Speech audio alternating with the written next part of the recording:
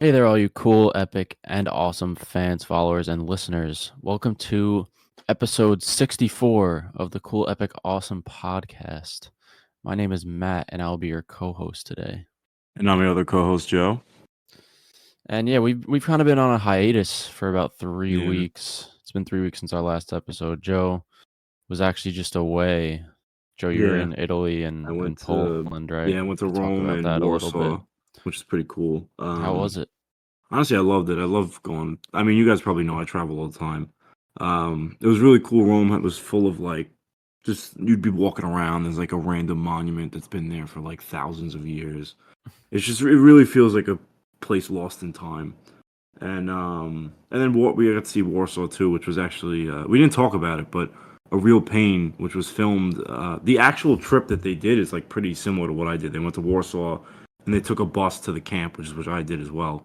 Um, again, a beautiful city. Like not a lot of people really not know about it, but it's not a lot of Americans go there. Um, so it was really cool to just kind of experience like a new culture and everything. I always love stuff like that. I Yeah, I also got to see a recently movie. Oh, sorry. I don't know. Sorry to cut you off. I was gonna say I recently got to watch A Real Pain, and I loved it. I know you sent me Yeah, the picture of like that monument that they visit in the movie yeah, with the yeah. soldiers. That was pretty cool. It's But sick. Yeah. yeah, what were you gonna say? I actually did get to. I didn't get to see a movie in Rome, but I got to see a movie in Poland, in Warsaw, which is pretty cool. It's like one of those old cinemas that you got to buy the act. They give you like a physical ticket, and you have to like get the ticket like checked and everything. I sent you a picture of the theater. It's like very kind of old timey. Like I don't know. It seemed very retro, which I liked. Yeah, But that's yeah, pretty cool. Yeah, wait, yeah. what movie did you see? Did you say it? Sorry. The Room Next Door. Yeah, I haven't seen that, but Pretty heard good. It good was pretty things. good. Yeah. Yeah. But How is it in general? You think with like film culture over there? I feel like honestly, in terms of uh film knowledge and more of like the artsy types of films, like people in Europe are a lot more versed in there, I guess, compared to like the average American. Like they don't really get a lot of those kind of sub tier movies that America has that come out. They mostly just get only the good stuff that comes over there. Because think about it, like they're not gonna export like Red I don't One. know, like yeah, like red, like surprisingly enough, I actually saw an ad for Red One when I was there, but that's besides the point. Like they're not gonna, a lot of the sub tier movies they're not gonna show. They're only really gonna show like the top like movies coming out in America. Like when I went, it was Nosferatu was coming out. Amelia Perez, which is kind of controversial, but it's still. I mean, that's not American actually. It's French, but whatever. Um, and then what was the other one playing that was American? Uh, Baby oh, Girl or um, no? no. Complete Unknown was like coming out in the next couple weeks. That was like the other big one. Yeah, it's interesting because we sometimes we just take advantage of how lucky we are to like be in the Yeah, US because a lot of the releases in Europe, some countries don't get it until like yeah. months after, you Not know. even the U.S., dude. Us living in New York is like crazy alone. Just I like even like the Brutalist was like I talked about that a lot when I was abroad, just because it's like a very it's kind of Yeah. set in Europe and everything. Well, not all of it, but they didn't even have a release date when I was there for when it was coming out. I was like, that's crazy. Yeah, I'm sure they probably won't even be able to see it till after the Oscars, honestly. Yeah, yeah, Which is crazy. But yeah, that's cool though. I've never left the country really. I've only left to go to tropical destinations, so yeah. definitely gotta do No, that at yeah. some point. I've been telling you. Yeah, I will. But Yeah, anyways, I guess we can move on. Thanks for sharing that, Joe. It seems like you had yeah, a good time. yeah, Um, but yeah, I guess for today's episode, in terms of films, we have Babygirl and Nosferatu, which both came out on Christmas. So we'll discuss both of those at the beginning. And then we already posted about our nominees for our film awards for this year, but we'll kind of run through them because there's a lot. We'll just sort of keep it brief. yeah, And then yeah, we're gonna discuss Lord of the Rings at the end, which Joe you recommended yeah, the first film. That was fun to check out again. yeah. Revisit. Yeah. So, all right. I guess to start, maybe we'll talk about Talk Baby about Baby Girl. Girl. Yeah, I'll I'll pull up. pull up. You I'll want to do pull the up the synopsis? yeah. Okay, Hold on. go for it. I don't even know if I logged it yet, low key. I have my Whatever. rating, Yeah. but Let me Yeah. see. Go ahead, dude. You got it. Hold on. Letterbox is taking its sweet time. If you want, I got it. Oh It's no, not I have any. it. Okay. A high-powered CEO pulls her career and family on the line when she begins a torrid affair with her much younger intern. Um, so I mean, I've going into this, I heard a lot of good things about Nicole Kidman. That was like the biggest. I feel like everyone was really mostly just speaking about performance, and Yeah, and she was nominated at the Golden Globes too. yeah, I think did she win? No, she didn't win. Oh. Um, and honestly, that's the biggest takeaway from this. Her performance is really, really good. Um, she plays this kind of like I mean, the synopsis says it, high-powered CEO, and kind of seems like she's always in control and always like has everything on like according to her. And she meets this younger intern that kind of, I guess, flips her on her head in the way that she interacts with people. Like he's very much doesn't care about her position of power, just like talks to her freely, and this kind of, I guess, excites her. I don't know what the way to describe it. Yeah, it's like some hidden feeling in her gets Awoken, I guess. awoken by Yeah, the kid. Yeah, she works for. She owns. It's. I guess it's supposed to be an Amazon kind of thing. They have yeah, these robots and stuff. You saw it more recently than me, Joe. So I saw yeah. the. It's like a bot company or something. It seems very Amazon-esque because she's like a rich CEO and just like a, they talk about like the bots, and I think it's an AI company actually. Yeah, it's interesting. Yeah, but anyway, But yeah, I think the film was interesting in the way that it kind of sets the stage. It sets the premise of okay, there's this couple that there's a significant age gap, and usually in stories like this, the older person would have the power over the younger person because they're more mature. And she even says in the movie like, "You're so young, I don't want to hurt you," and he's like, "Oh, I'm the one who's in control here." yeah. So it's interesting to see sort of from that perspective where it's the younger person that has the power. I feel like I don't know if I've really seen that in a film like this before. Yeah, that was kind of one thing I thought was interesting is he really does control the entire like their dynamic in like their relationship, I guess. And in the beginning, she's very reluctant to kind of I'm trying to think of the Like term like pursue anything. not even pursue, but like I guess trust him, but kind of like get like to allow him to kind of fully take control. I think the first scene she really lets him do that is like when they go to the motel. Yeah. She makes her like stand in the corner.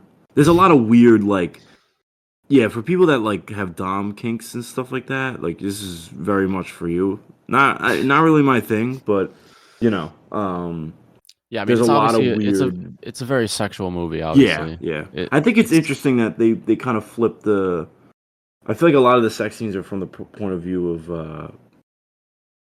what's the coconut Rami, I think her name is, Rami, right? maybe. Um it's kind of like her point of view Yeah, in these sex Rami. scenes. Which I think is kind of interesting because normally it's kind of from the man's point of view. But there's a lot of use of milk too. I'm not really sure.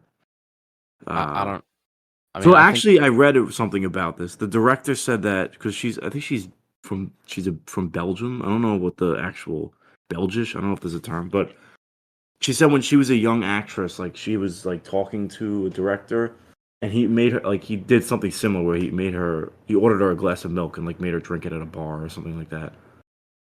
Because I feel like that's first of all, that's like very specific, and it comes out of nowhere. Because like they don't even mention milk or anything like that. Like he just randomly orders her a glass of milk.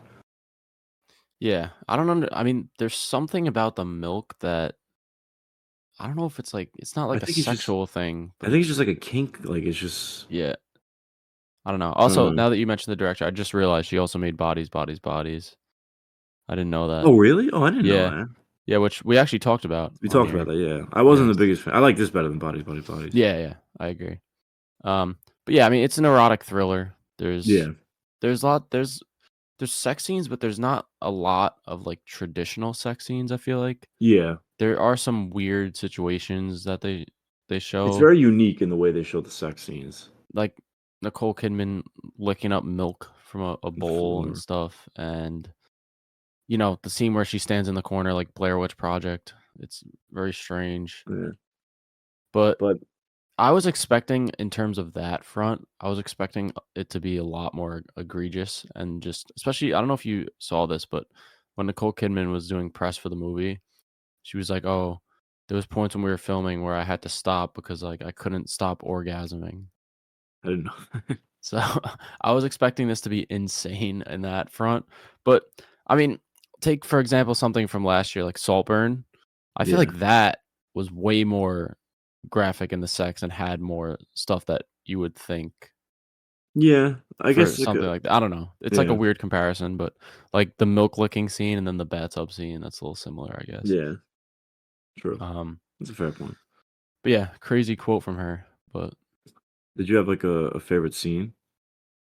I kinda like the scene where they're in the club for some reason. Yeah, I was gonna say that too as I just well. thought it was well shot in Shot. terms of, like, looked realistic to what it's Yeah. like to be in one of those places, and I I don't know, also it was like just cool well, vibe, I guess. I like the Cool vibe. scene when this is, like, not really, like, that big of a scene, but when, Antonio Banderas's character, like, confronts, uh, Samuel, and, like, they like, fight, and then, like, after, they're both, like, holding the peas on their head, like, sitting next to each other, and then he kinda, like, calms him down when he has the panic attack.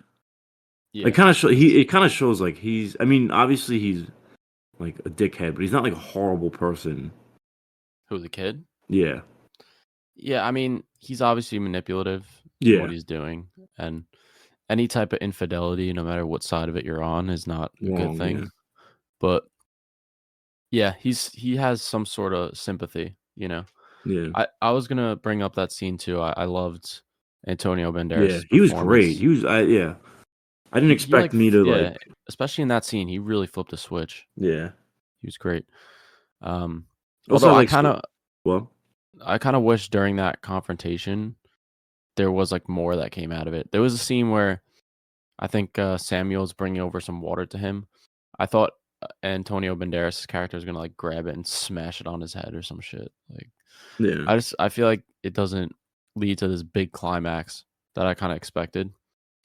It still I f works, I think, but yeah. I feel like from Antonio Banderas's character's point of view, he probably thinks that his wife is taking advantage of the kid, so he probably has a little bit of sympathy towards him, I guess.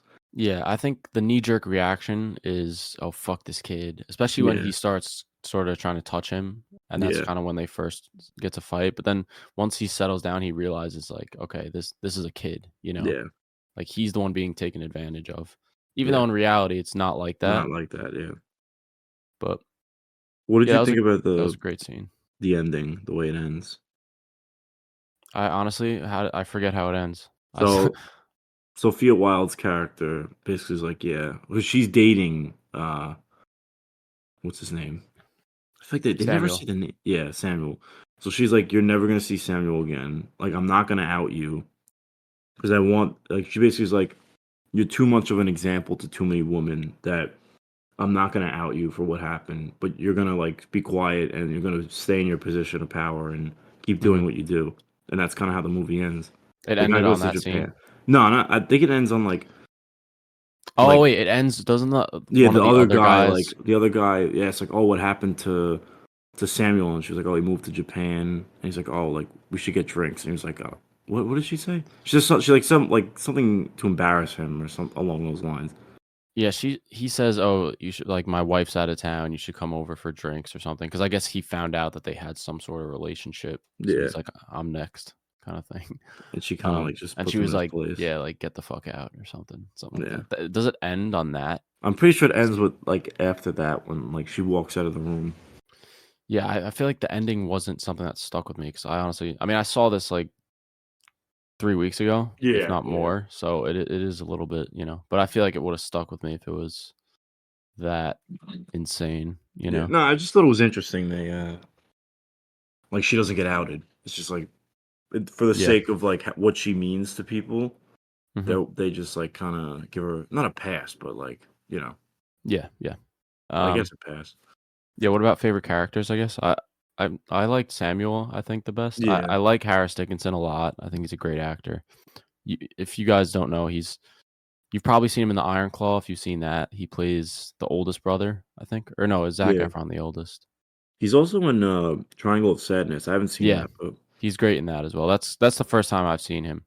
And he's gonna be in one of the Beatles biopics coming out. He's playing one of the oh, really? I didn't yeah, know that. playing one of the members. I forget which one. but that has a weird Mm. cast or a Yeah, pretty great cast, I guess. I know yeah, Barry Keoghan is playing Ringo, so yeah. And interesting. then who's Paul Mescal playing? I don't know. Not a fan of the Beatles. Uh, Who's the who's it's who's the just main interesting. Beatle? Who's the main Beatle? I feel like there isn't really a Ringo Starr, I guess. I don't Nah, know. I feel Ringo's like like I think Ringo's like the anti-main Beatle. He's like the worst Beatle, I think. I don't really know if there's a main. I don't know. I feel like because they were obviously much bigger in the UK than they were obviously huge in the US, but I feel like it's kind of like their Elvis in a way. If that makes sense. In terms of the popularity Yeah. and stuff. Yeah, I guess. Yeah. But anyways, Yeah. we're getting off topic here. Anyway, But yeah. yeah, what about your favorite character? Did you Yeah, I like feel like it's kind of Samuel's the most interesting. I mean, I think Nicole Kidman is the best performance, but I just found Harris Dix's character the most interesting to me. Yeah, I like just how charismatic he is and Yeah. they don't really explain much about him. They don't really explain much about it like his backstory, Or anything like but that. Yeah. he must have some sort of issues at home or something. He kind of just like shows up, does all the shit, and then just disappears. They don't really explain why he is Why like he's like this and that? stuff like Yeah. that. So Yeah. I thought that made his character a bit more interesting. Yeah. But yeah, I Um. guess I don't know if you have anything else you want to add No, when we I get was to gonna say you want to ratings. get to ratings. Yeah, Excuse you me. could go first for this. I gave it a 3 stars, so a five out of no, a 6 out of 10. I there are some good moments. Like I enjoy the performances really well. The story's good. I just not really my type of thing. I guess not really my type of movie. But one nitpick I do have to say is I wish they utilized the setting of New York a little bit more. For a movie set in New York, there's very little kind of. Most of the shots are like just in like rooms and stuff. I feel like they could have done a little more with that, but that's more of a nitpick. Yeah, that's fair. I also gave it 3 stars, 6 out of 10. I respect it for what it is. It's definitely a step above like something Bodies, like body. well, yeah, but it's definitely a step above like 50 Shades of Grey or something like Oh that, yeah, no, where there's that's just definitely sorry, yeah. yeah. No, that's just like pure smut and just you know, like Yeah, moms that are sexually repressed are gonna go see it and whatever. This is definitely more elevated than that. It goes a lot into like the tension and the dynamic between the characters and the sort of cat and mouse game. I yeah, respect that, just not really my personal thing, you know. Didn't just didn't do much for me. It was fine. I enjoyed it, good performances, but I don't know. It's not one that I'm going to be really thinking about. And yeah, it kind of shows the fact that I didn't even remember how it ended, kind of just shows how much of an impression it left on me. So, yeah, yeah. yeah. So that All was right. So, Baby Girl. yeah, let's move on now. This one I'm really hyped to talk about. We got Nosferatu, directed by Robert Eggers, who is one of my favorite directors. I'm sure he's one of yours too, Joe, Yeah, because he's not missed yet. no, he is not. I think this was my most anticipated of 2024. I know we had to wait the whole year to get it, Yeah, but I guess I'll read a synopsis, although it's pretty much just the Dracula story. yeah, Let's see. A gothic tale of obsession between a haunted young woman and the terrifying vampire infatuated with her, causing untold horror in its wake. So, just before we get into this, I want to talk a little bit about the history of this movie.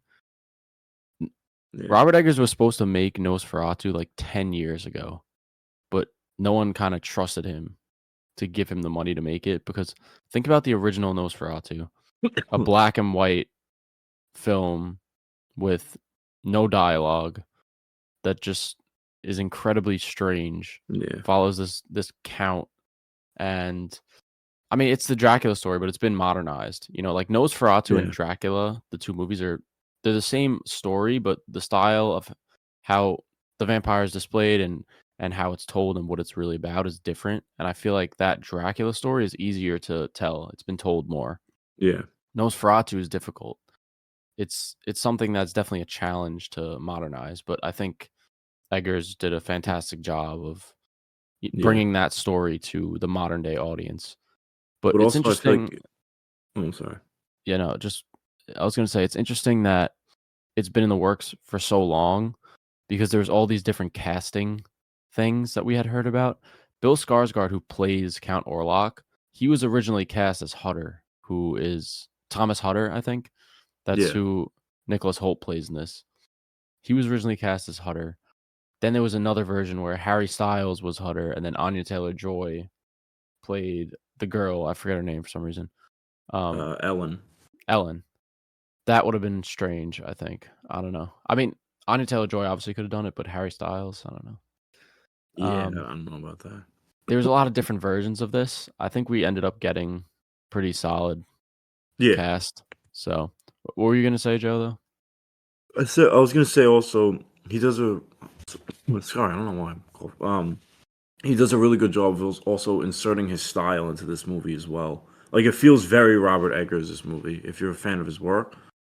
And also, I was gonna add, when in that version where Bill Skarsgård was Thomas, Mads Mikkelsen was being eyed to play Count Orlok, which would have been interesting, I think. yeah, he would have been great too. Yeah, He's I one definitely of think those. they made the right decision though, casting Bill Skarsgård. Yeah, he was completely unrecognizable as I could, Orlok. yeah. Like I remember people said that online. When you actually go and see it, like you cannot tell. Maybe until the last shot that it's actually him. Even the voice is like so, like, yeah, Yeah, it's such a good performance. he worked with an opera coach to like lower the octave of his voice, which I Yeah, thought was really interesting. yeah, And yeah, like you said, Robert Eggers' style. Something about Eggers that I love is his attention to detail in these period pieces, and it's something that he did with the Northman. I know, which is that he, let's say whatever this takes place. What is it? When is it supposed to take place? Like thinking like the the 1800s. 1800s. He does research of like, okay, what kind of clothes did they wear? What fabrics were they made out of? Like things like that, Yeah, and he'll how actually would the town feel? Yeah, he'll make the clothing out of the same fabrics and like exactly the same. Just little things like that that just elevate and really make you feel like you're in this time period, you know? yeah, It doesn't feel like they're on a set, really. It feels like no, it's from that time, you know?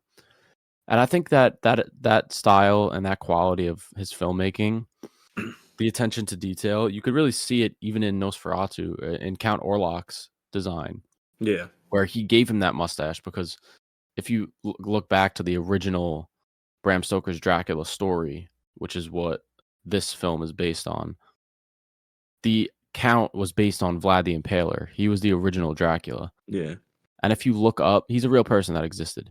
If you look up what he looks like, he has that big mustache and he wears those clothes. He wears that hat. So the fact that he didn't just say, "Oh, let's make this creature look scary." He wanted it to be accurate to what it was originally based on. And I find that really cool. I mean, maybe it's yeah, like a nerdy thing. I don't think maybe the average person would know that or notice it, but to me, it was really cool, and that elevated my no, experience in the film. Just it I felt agree. very authentic, even though obviously Count Orlok and vampires are not actually real, or Yeah, are they? Maybe, but it it just the fact that he goes for that realism, I just really respect. yeah, I agree. Uh, His like attention to detail, and I mean, you pretty much summed it up. But that it's all of his films are like that. I feel even the Northman, it felt very like it didn't feel like it just felt like you were in the middle of like wherever the Vikings lived. I guess. Yeah, I watched a lot of behind the scenes stuff for The Northman. This Hmm. whenever like the 4K of this comes out, I'm sure I'll watch it. I'll watch some of like the behind the scenes stuff.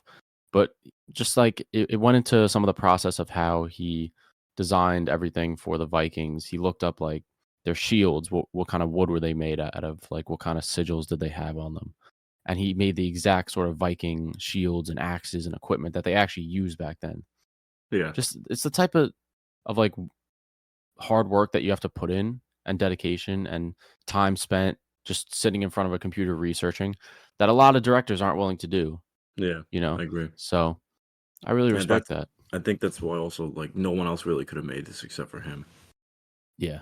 It's such a tall Yeah, task. Like we said before about how it's hard to modernize this story, but I think he did a great job. yeah, All right, sorry, we just had a little bit of technical difficulties, but Joe, you were about to say something about the yeah. cast, I was right? just gonna mention that like everyone in the cast is like fits their role perfectly in my opinion, and there's some really good performances.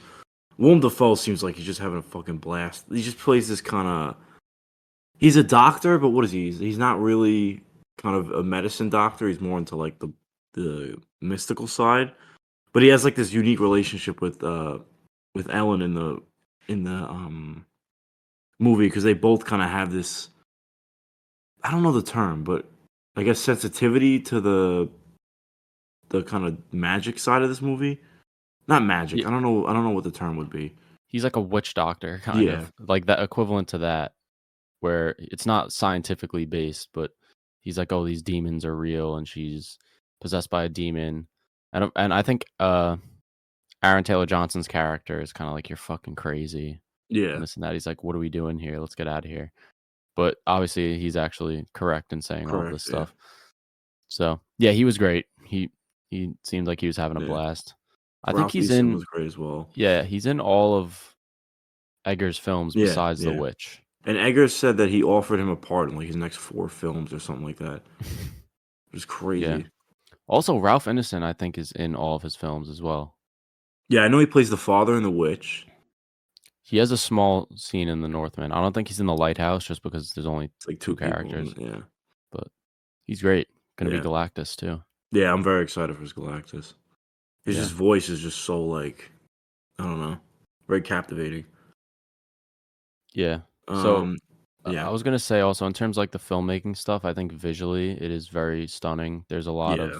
There's so many of shots in this movie that are just yeah, like ridiculous. just beautiful shots, whether it be just the sort of the mountainside, like, looking up at Orlok's castle, those really Yeah, wide shots where you see sort of the whole scenery and how beautiful everything looks, yeah. or even a lot of the use of color where they sort of switch into black and white. Right. In my opinion, I think the full movie should have been black and white. That's probably That wouldn't would've been have cool, yeah. Because honestly, done it's as not like it's super colorful anyway. It wouldn't have taken yeah, away that much. I think that would've been cool. I'm sure he probably tried to do it, and The they were studio kinda said like, no. yeah. Um, Yeah. but, yeah, there's also one of my favorite scenes was when Nicholas Hoult is sort of journeying up to Orlok's castle, and he's in the woods, and there's that shot where it's black and white, and the horses are running. Yeah. They're That was running like straight the at him. you know the meme when the meme where, like, people were sitting in the chair and they kinda lean forward? I feel like everyone in the theater did that when that scene came on. Everyone, like, locked in. Yeah, that was a great scene. His whole journey up to Orlok's castle, I think, was pretty Yeah. cool. Um, Uh, there's also the scene I mean, there's a lot that come to mind, but when Orlok arrives in that German town and, like, he does that shot of where he curses the land and he puts his hand out and the shadow, like, kinda goes over the entire town. yeah, That's such a good shot. that was really cool, yeah. And yeah, I I did like that he want also oh, sorry. no, go ahead, go ahead. He references this in that shot with Nicholas Hoult when the carriage comes to pick him up to go to the castle. Yeah, You mentioned it too. That's actually a reference to the original Nosferatu. When he walks on the carriage, it's kind of the way he walks is like very similar to the way like there's a shot in the original where Nosferatu kind of like not levitates, but I guess like kind of slides to the camera. That if you're only gonna you're only gonna like notice it if you watch the original. But I thought that was yeah, like a really clever kind of nod. and I think for those of you who have seen this movie but haven't watched the original, I would definitely recommend Recommend going it. Yeah. back and checking that out because we talked about that on an episode actually, the original film. Yeah. And having watched that and seeing sort of the references and how he took certain moments from that movie and did put his own spin on them and whatnot, I think it definitely helped to see those previously and Yeah. understand why certain things were happening because you know it's based on that. Um, there's I like agree. specific moments, especially towards the end, even like how the movie ends. It's pretty much identical to the So yeah. original. Yeah. Um, but yeah, that's great film. Obviously, it's silent and black and white and from the 20s, so Yeah. I wish not that they the made easiest watch, but Nosferatu carry his coffin into the German yeah, town. yeah. I feel like There He probably honestly would have done that too. He would yeah, have found a way to make it look like it probably, like, something. looks stupid. Yeah. I'm sure they tried it because it Yeah. does look goofy in the original one Yeah. when he's doing it. It's, like, sped up and shit, you Yeah. remember? Yeah. But there's But also references to Bram Stoker's Dracula, which the film, the Francis Ford Coppola film, yeah. when in terms of when Hutter is sorta going into Orlok's castle for the first time, and they're going up the stairs, and Orlok's kinda, like, teleporting around, where just, like, the Oh way that he yeah. moves, that was pretty much, like, how they did it in Francis Ford Coppola's version. So With I who plays him? Gary Oldman. Yeah. I really like that about him, how, like, Yeah. he's sorta, like, feeble, when you look at him, but then he kind of like moves around and shit. And like there was Yeah. also that scene where Hutter cuts his finger open and Orlok kind of like locks in. Oh, yeah, That's yeah. that's straight from the original. That's in pretty much like most of the Dracula Oh, retellings. Dracula, yeah. I like also I mean, it's technically not a Dracula movie, but the Last Voyage of the Demir, there's also that scene they kind of show like with him eating the kid on the. Also, I like that they didn't shy away from that. He like fucks up some kids in these movies. Like he the kid on the boat, and then also Emma Crone's like the two daughters he murks.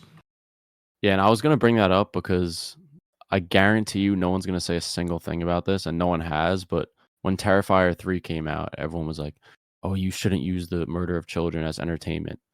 What is the difference here? It's a big I mean, villain murdering kids. It's the one same of thing. it's yeah, but it's I mean it's a little different. The other one got mutilated with an axe, and this one just got bit on the neck. Still, And it's like a 2 second like I'm not like obviously I'm not defending like I agree that it should have stayed in Terrifier. I'm not like but I can understand the difference between the two. yeah. I mean, it also like didn't show it. Yeah, it showed mutilated body of kids, but Yeah. I don't know. Because I find it funny that there's like this general distaste for Terrifier because a lot of horror fans and film fans just feel that they're above it for some reason. yeah, You I know? don't know, that's a little yeah, I didn't think anything it didn't bother me in Terrifier, and it didn't bother me in this either. Yeah. No, same. I think these people are evil. Like he's gonna kill a kid. He's not Yeah. gonna not do it because it would be messed up. Like Yeah, he's no, an I agree. evil person. You know? I'm happy they didn't murk the cat, that's what I was nervous about. Yeah. I was gonna ask. I want to talk a little bit about the relationship between Orlok and it's Ellen, right? Yeah, Ellen. Ellen. Yeah.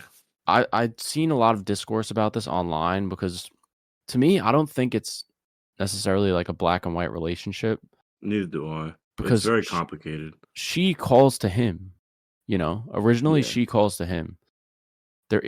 She definitely has some sort of attraction or like longing for him.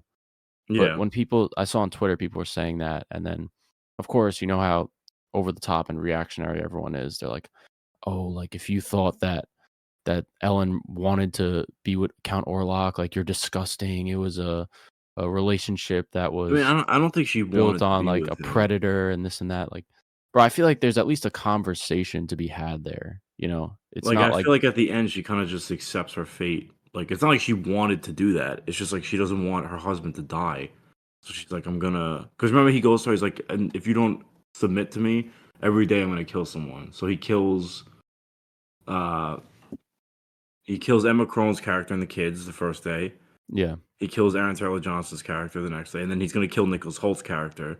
And also he's like wreaking the plague on everyone simultaneously as this is going on. So I feel like she kind of just like accepts her fate, and it's like I'm gonna sacrifice myself to kind of save her husband and the rest of the. I don't know. I guess it's just like a German town that they live in. yeah, yeah. I still don't think that. I don't think it's a love story or anything. I mean, there's elements of it because like I said, she's the one who calls to him originally, which is Yeah, why he sort of but possesses she her. also calls when she's like very young. Yeah, that's true. It's not like Um, it had like it was like years before she met Thomas and everything. And she I talks about think how like Thomas saved her and like Thomas is like she showed her that she doesn't yeah, and I think even the original Dracula story and this Ellen character has a lot to do with this sort of sexual repression in women and sort of having these feelings of wanting to, I guess, free yourself sexually. and not And being like society not really yeah, accepting it. Yeah. mhm. So that's why I feel like it's at least a conversation. Like I don't think if you say that, she had some sort of longing for something, maybe not Orlok himself. I don't think you Yeah, should be I agree with canceled for that. that, I think that she definitely at that when she called, she was longing for like that kind of I guess like physical attraction when she called to him, but like I guess I don't I know it takes place when she's younger, but I don't know like when I mean, exactly it doesn't really like show. It's the opening scene. It doesn't I don't know if it says exactly when that happened in her life. It's at least a couple years because when you pick up, she's married to Thomas already. Yeah. But So, it's interesting discussion, yeah, because he's definitely obviously a predator. Like you yeah, said, he threatened her with killing people she loved if she didn't, like, submit to him, him, yeah. But No, what'd you well, what'd you think of, like, the last shot? I loved it. I loved it. Yeah, I thought it was like I saw it with a friend of mine actually, and he's not like kind of into movies as much as I am, and he was like, I was like, holy shit, I was like so taken away by that shot. My friend was like, what the fuck? It just kind of like I don't know. I thought it was so beautiful. Like you said, it looked like a painting. The last shot, it looked like it belonged in a Yeah. museum. Mhm. And yeah, it's kinda like, Barry Lyndon-esque in a way, in terms Yeah, of, like, the shots looking like a painting. It looked like a piece of art, yeah. yeah. And yeah, he looked grotesque, but That's I part of the know beauty of the shot, though. I feel like. yeah, I know people who've seen it that I'm friends with that hated the last shot, Really? but yeah, Wow. I literally thought it was one of the best shots of the year in my opinion. I thought it was so yeah, beautiful. I can't wait for it to like when it comes out on DVD to actually see it. Like, you know. mhm, definitely cop in the 4K. Yeah. See if they have a cool steelbook, but, Yeah. yeah, one little behind the scenes tidbit that I thought was funny was Robert Eggers was talking about that last scene, and you know how they they have Count Orlok sort of stand up in the light, and then blood starts coming out of his eyes and Yeah. everything, and he said originally that prop that they had where the blood was coming out, it was, like, coming out of his asshole as well, and then they rewatched the footage and were like, "Yeah, this doesn't work," so they, like, plugged it, and he was like, "If you watch the movie, you can tell that it's, like, plugged." Really? So, That's kind of yeah, funny. that's funny, but Imma have to take a close look at Look at Orlok's it. asshole on my second watch, but But that was yeah. funny. Yeah, Did maybe, you have what what? were you gonna say? Favorite The scene? favorite scene, yeah. I know it's tough. It is tough. I really like the scene with Willem Dafoe's character with the rats and Oh the yeah. flame when they, like, light the coffin on fire, and he's just Just classic fucking vibing Willem out, having yeah. fun, yeah. That's one that comes to mind. I like a lot of the journey. Yeah. I like kinda the scene of Orlok and, Hutter just in the castle when they For first that meet, first and interaction, yeah. yeah, I really like that scene. Did you That's like the probably scene oh, I'm sorry. no, that's probably the one if I had to choose. It's probably my This isn't favorite. my favorite scene, but this one comes to mind when you kinda get the first full shot of Orlok when, Hutter goes to, like, kill him with the axe and he, like, jumps out of the coffin. That Yeah, was and another village. Oh, yeah, his he's got little his, Orlok beef stick is hanging yeah. out. It was a That's funny that prosthetic, yeah. yeah, Nicholas Hoult has the framed prosthetic That's of it. mad funny. Yeah. But Um, my favorite shot is probably when he arrives in the town and, like, he curses the town, and he stands by the window and, like, puts his hand out, and the hand, like, kinda just the shadow of the hand reaches over the town. yeah, great shot. That was a really cool scene. Just like the Yeah, context of it too, of how he's yeah, cursing the town and everything. But yeah. all right, get to ratings or favorite character Favorite first. character. I mean, it's either Count Orlok or honestly Ellen Hutter. Lily Rose Depp. I have to apologize because I thought she was just like such a nepo baby casting. Like she's really good in this, and Yeah, she's fantastic I for don't sure. really know a lot of people that could have played this character either. Like it's not like it's a easy role to play. It's very I don't know like physically demanding as well. Not even that, but like you obviously see what she does with her body in this movie, and then it just seems like a very heavy role. And this is kind of her first big, right? Like movie, I guess. So she's kind of the lead. Not, yeah. I've I mean, I seen guess her. she's the lead. I think she's been a lead in like stupid shit, like small kind of Yeah. love story movies and whatnot. Hmm. But yeah, it was a very demanding role physically, like you said. The scenes of her sort of tweaking out and all the drool coming out of her Yeah. mouth and stuff like that, like ripping her shirt off, and So I very have to. demanding. I think she Yeah, did a great job. I think it's a Anya good part. Taylor-Joy could have done it, Yeah, but but honestly, it's nice to see him work with someone else. yeah, You and know, I do think that Lily Rose Depp fit this character more than I Anya agree. Taylor-Joy would have. Like, if I'm trying to imagine Anya I feel like Taylor-Joy I don't as picture Anya Taylor Joy as like someone constantly in like distress and like you know. Yeah. No, exactly. Because Like, it she doesn't seems fit like a the very assertive sort of. yeah. Like, I feel like She if she has that played, presence. she'd Yeah. try to, like, fucking kill Nosferatu or something like that. Yeah. But But all right, we could do ratings. I'll go yeah, first. So I gave Nosferatu 4.5 stars, 9 out of 10. It ended up being one of my favorite films of the year, and just getting to talk about it more and sort of discuss the intricacies of it, it made me love it even more. yeah, Great performances. It visually was stunning. Robert Eggers continues to just impress with his attention to detail. It's unlike any director working today. Just the yeah, amount of hours he puts in researching what should this look like? What should this be made out of? I really, really respect that because it just shows the care that he puts into the craft. yeah, And I it's a great agree. story. I love vampires. I love the gothic horror aspect of it. Yeah, So I think this could potentially go down as like the definitive Nosferatu slash vampire story in years down the line, but we'll see. So yeah, honestly, definitely the best modern vampire movie I've seen, like, the last probably 20, like, not like, out of all the movies that come out in the 2000s, I feel like this is probably the best vampire movie. yeah, You know, it's so yeah. I don't. It's I feel like we don't get a lot of horror like vampire movies. They're usually like horror camp or like just straight up not even horror movies. They just have to do like with vampires. Renfield. Like, yeah, I mean, I'm not trying to shit on. Well, that's actually is Nicholas Hoult too. Yeah, I'm not trying to shit on these other movies, but it's kind of I like when the vampires are more rooted in horror than like I guess comedy or a lot of whatever. times they're made fun of, and that's kind of like what Twilight Yeah, did. It's an effect of that. yeah. But But we're having this. Apparently, there's another vampire movie with the director of the Eternals coming out. But it's like a futuristic kind of. yeah, Chloe I forgot what it's Zhao. called. Yeah, yeah. I think Rep Pattinson's in it. Yeah, I think so.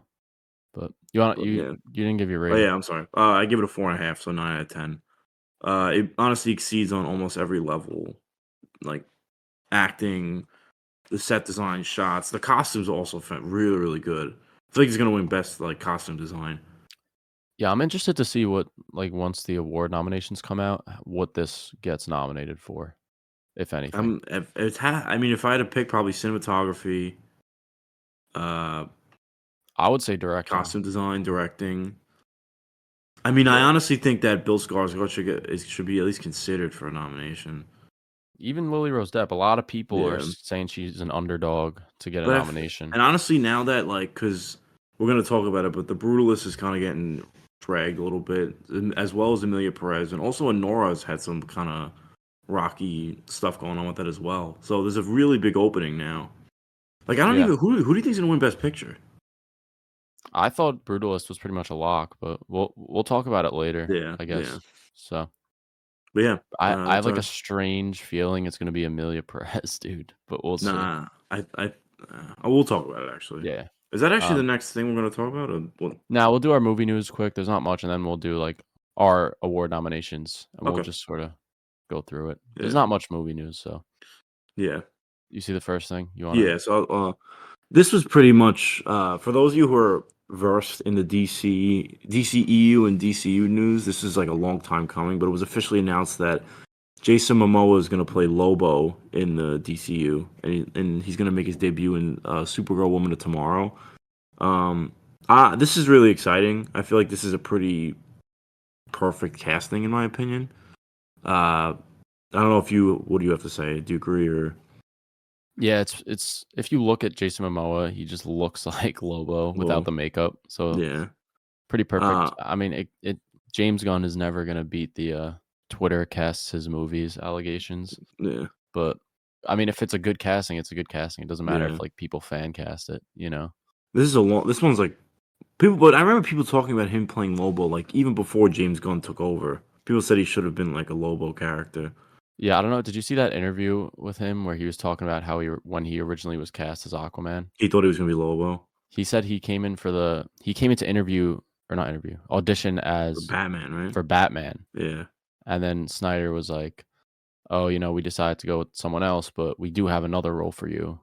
And he was like, "Alright, bet, I'm playing Lobo then, right?" And Snyder was like, "Wait, what? No, you're gonna yeah, play Aquaman." So, he always had the idea of being Lobo, Lobo. you know?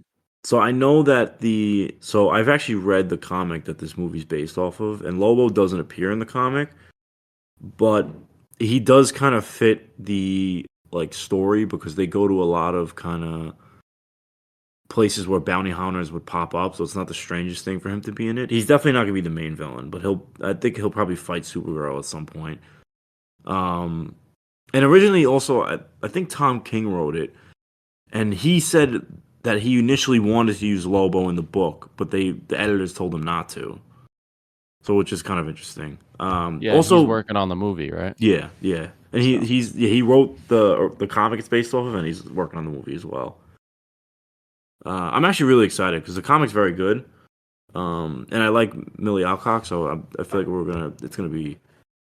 I don't know. I'm excited for it. yeah, it's confirmed she's gonna appear in Superman as well. Yeah, which is It'll probably exciting. just be like a little cameo, but Yeah, still, at least to introduce I her. was talking to you about this earlier. I wonder if she'll be a cameo or there's a chance she could be involved in the plot.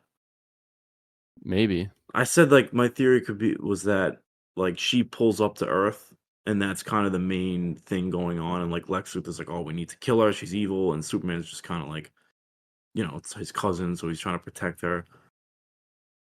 It could But I be. mean, that's also like a It could crazy be. We theory. don't really know much about the plot, Yeah, so I but have I a like feeling that the post-credit scene is gonna have Lobo. I have a feeling. And really. it's gonna, like, tease Supergirl because that will be the I next thing that comes Yeah, out, I you know? like that they're doing all the. I like that it's very comic booky and there's like all these characters that are going to be interacting with Superman. Yeah, and Lobo is one of those characters that you really wouldn't think you'd see in live action. You Yeah, just kinda see him in comics and animated stuff, but he's a cool yeah. character. I He's remember basically him in just kind of like Injustice. he's kind of like just basically Marvel's Deadpool, essentially. He fourth wall breaks. He's a bounty hunter that like heals. He has like all these different weapons that he uses. I didn't know he breaks the fourth wall. Yeah, not I Is don't it know if as prevalent as Deadpool does, but he has done it before. alright. Yeah, I mean, Like in the recent comics, he like dressed up as Aquaman because people were saying that like when Jason Momoa was playing Aquaman, they made him like dress up as Aquaman one time. that's funny. Yeah. But yeah, move Alright, on to the next thing. interesting. So, yeah, so next we have excuse me. This goes back to Creature Commandos, which is the first DCU project that had episodes dropping past couple weeks. They gave us our first official look at Batman, and this is set in the DCU. So this Batman seems to be like chunkier. It definitely doesn't look like Robert Pattinson's No, yeah, Batman. he's a little beefed up. It looks more like Ben Affleck's, if anything. Yeah, But James Gunn said he wanted to keep this Batman not perfectly, um, purposely, there we go, there's the word, purposely in the shadows so that he could always, like, change the design if he wanted to. yeah. And this scene also takes place in the past, so it's like not. He could look different, and you know, Yeah, it's giving the backstory of this character, Dr. Phosphorus, I think his name phosphorus. is, Yeah, and it's said to have taken place, like, 10 to 15 years before the where we events of Creature currently Commandos. are in the DCU. So that means Yeah, that Batman will have been working for 10 to 15 years or at least already by yeah, the time, like, Superman takes place. So that's interesting.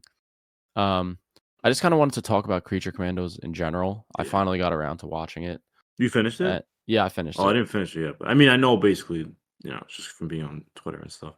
I really enjoyed it. I like how the episodes are Yeah, short. There's lots of different characters that appear. They're kinda graphic, and the it's animation just is like very good. yeah, it's just like a fun kinda little show, Yeah, you know? I like that it's gonna connect to the DCU. I like the Bride a lot. She's kind of the lead yeah. of the show. I feel like she's gonna pop up in live action.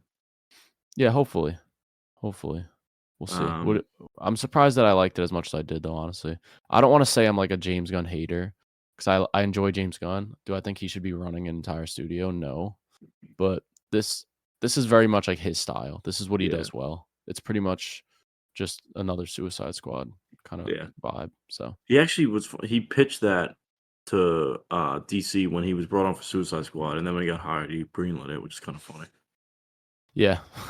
But But it I worked, like it. I like you all know? the like. I love the classic monsters, so I think this is really like it's cool. And then also they tease like more people at the end. Like there's the mummy character, and then there's also like the character's name Nosferatu, which is I guess just like a female version of Nosferatu. Kind of cool. And it got renewed for season 2, and apparently a lot of people watched it. Like it's pretty popular on Max. So I mean, Yeah, I there's think obviously having a those, like, short episodes helps too, because yeah, it's not, like, that it's much of an very anime investment. like where it's like 20 minutes. Yeah. You know, Mhm. It's probably, like, not that expensive to produce either, nah. so, But yeah. imagine it. Like I wish Marvel would take more liberties with the animation. Why, you're not a big fan of What If, right? Yeah, no, if you couldn't tell, I cannot stand the 3D. Even like the Amazing Spider-Man show that we're I know I'm going a little off topic, but that's coming out. I mean, I have issues with like some of the decisions they made, but like the biggest thing is just it just looks like shit in my opinion.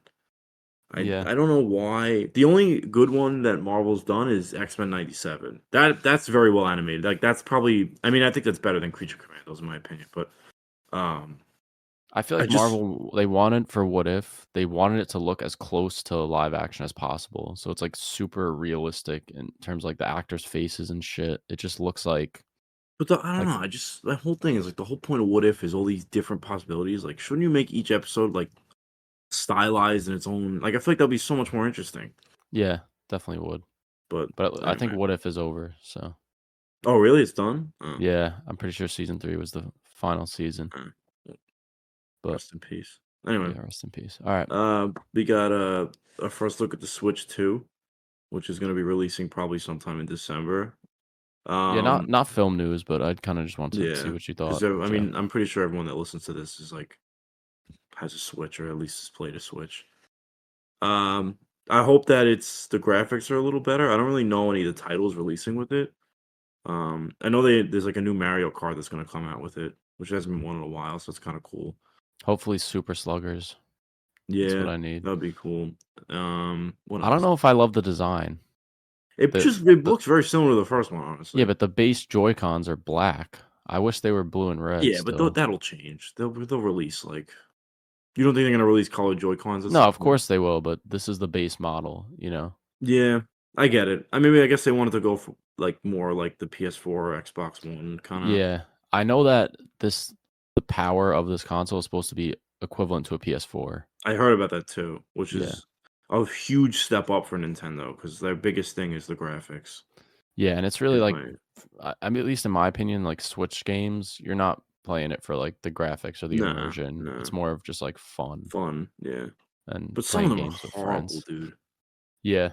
Like the I'm a big Pokemon guy. Like Scarlet and Violet was like so ass, dude. It was Really? laggy. Yeah, not I mean not the story. The story was fine, but just like the way I don't know. I just did not like the way it was animated. Not very, impressive in my opinion. They could be doing better. That's why I mean the newer game that the next one that comes out, they actually gave the producers like a long time to make it. Like usually we get a Pokemon game every year. I don't think any released in 2024. No. I mean, I didn't hear one. So that like that for Nintendo, that's like big. Normally they always have a because it's like a moneymaker for them. Yeah. But I'm happy that they're actually giving the people in charge some time to hopefully make it look nice. Mhm. But yeah. What's like your wish list for games that you'd want on release? Um Probably a Pikmin 5. You haven't played the new Pikmin, right? I feel like I played a little bit. I don't I remember. love it. I think it's so I actually beat the game. Like completely got all the fucking treasures and stuff. I love Pikmin. So hopefully Pikmin 5. I'd like another Luigi's Mansion would be cool. Yeah. I agree. Probably I mean, I'm sure we're gonna get Pokemon games and stuff. Maybe another Smash Bros. I feel like they're up there due. Yeah, new Smash Bros would be cool. It's had to have been 10 years at Yeah, least. it's been a while. Yeah, I'm interested to see what collabs they would do too. Yeah. But yeah, I mean, it's exciting. I mean, Yeah, we'll I think see. I'll probably end up getting one even though I don't really play my Switch now. I like especially when I have friends over and stuff, I like playing Switch and just, Yeah, like, like playing Mario Party's Smash, mad Mario fun. Party. They're gonna have backwards compatibility too. Oh, really? Oh, I Yeah. didn't know that. That's It didn't still s so I don't. it So all the games I have, I could just still use Yeah, it didn't say, like, every game, but I'm sure the big the players, like major ones. Yeah, yeah, I'm sure they'll all have it. yeah. I love the sports games too. I actually got Mario, Super Strikers, which is like the soccer game. And I Oh, I remember when I played was that in before. college, I played that with my friends, like, a lot. We, like, beat the whole circuit of, there's, like, tournaments where you play on the same team against CPU, and we beat, like, every single cup. Really? It was a lot of fun, yeah. And I'm not even, like, into soccer like that, but Yeah, yeah. I need them to make sluggers, dude. We Sluggers was used a to lot of fun, yeah, on the GameCube. yeah. Or no, What the was the Wii, other the one? Wii. Oh, the Wii, I'm sorry. But Yeah. also I remember playing the Mario Sonic Olympic games. Do you remember that? I don't really remember that, to be honest. I know the game exists, I just never Yeah, really played it, that but was a fun one. But yeah, yeah, we'll see. It's supposed to come out this holiday season, so how much you think it'll be? Did they say the price yet or no? I mean, what is the Switch now, 400? I don't even know. It can't be more than 500 because that's how Yeah. much a PS5 is, and a PS5 is, like, Switch right five now is selling for like 240.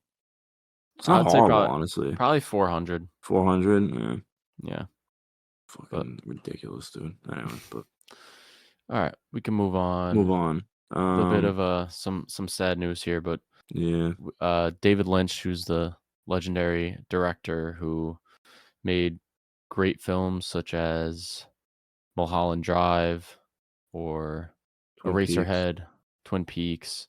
He sadly passed away at the age of 78. I know he was having health complications. I had heard things about it. I remember he Yeah, made some type of statement about how it's hard for him to, like, move around and kinda just, like, walk. live.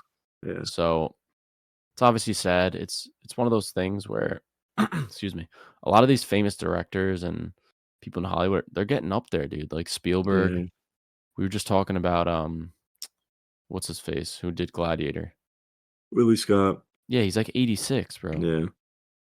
Well, And but it's all about how you take care of yourself. Like, I'm pretty sure he was like a massive smoker, mm, uh, David Lynch, and I remember him saying like the stuff saying like he had emphysema and he had trouble walking around from like just his lungs not being able to when you smoke and you get older, like you can't really walk around as much without having oxygen.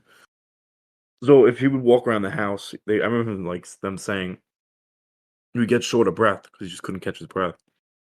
So kind of yeah. like forces you to kind of stay, I guess where you, I don't know, you know. Mhm. No, What was his last project? I think it was in 2011, Inland Empire, I'm pretty sure. I remember seeing something he wanted to do like an animated fantasy movie with Netflix, but like they didn't let him or something. At least animated would be a bit better because he could probably work from home for From that. home, yeah. Um, I'm pretty sure that there was something in the works for him to do some type of fantasy movie for Netflix, but it never went through. yeah. It's But really sad. I mean, I like David Lynch as, like, he's just like a character, you know? yeah, I don't know if you've seen clips of him on set. There's, like, that yeah, famous him like clip where where they complain about the long shot, and he's like, yeah, "Fuck is wrong?" Yeah, the producer comes on and they're like, "Can you cut the time down a little?" And he's like, "What the fuck is up with this cutting the time?" He, like, tweaked out. And yeah, I respect that about having a vision, having something that you wanna share and not letting it be compromised by anyone or anything, you know? yeah. I agree. So I really respect that. Yeah, Um, Sad though, you know? yeah. No, it is sad.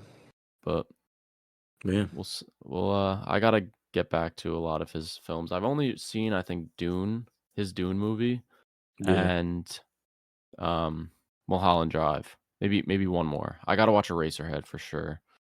I think that's like his most famous, yeah. probably. But Was him the there's another one like the Elephant Man, right? yeah, yeah. So I I like always how he. assumed those movies were like super super old because like they're in black and white the posters, Mhm, but they're not. yeah. But yeah, So yeah, rest in peace to him. It's yeah, always sad to hear about that, but yeah, I guess yeah, there's like two more things we could talk about quick. yeah. This one, this is what we were Yeah. referring to before, Joe. So, it was actually came out that the Brutalist used AI to design some of the buildings in the film, but also to enhance the voice of Adrian Brody and what's her name? Felicity Jones? Oh, Yeah, Felicity Jones. Felicity Jones to enhance their Hungarian accent.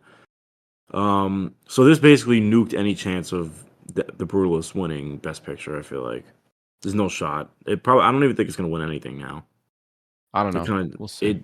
it really tanked. And my whole thing about AI is I feel like AI is very anti-art. So anytime you seeing, and especially simple things that like could easily like the you couldn't hire an architect to just design random plans. Like you had to use AI. I don't know. It just feels very lazy. And I don't want to hear. I don't. That doesn't sound like a money thing to me. It's not even like they actually built these buildings. Like they're talking about the drawings. Like the drawings that he hands. Yeah. Uh, those were AI. Like you couldn't just get a fucking architect to draw that. Just so stupid and so lazy because it takes away from such a good movie.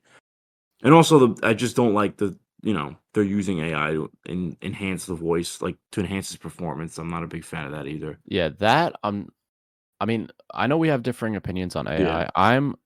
I'd say I'm leaning pro AI. I think yeah, AI is a tool that, if used correctly, could greatly help filmmaking, and it's already being used. Best yeah. believe studios are using AI, Oh whether they yeah, say it no, or not, they 100%. are I know Furiosa used AI AI for for the, the young. but look, honestly, I kind of look like shit, but that's besides the point. Yeah, no one. I mean, I don't know. It's I didn't see that and think AI. I just thought it looked bad. yeah.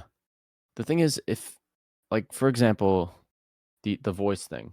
I read the article where they were talking about how they did it.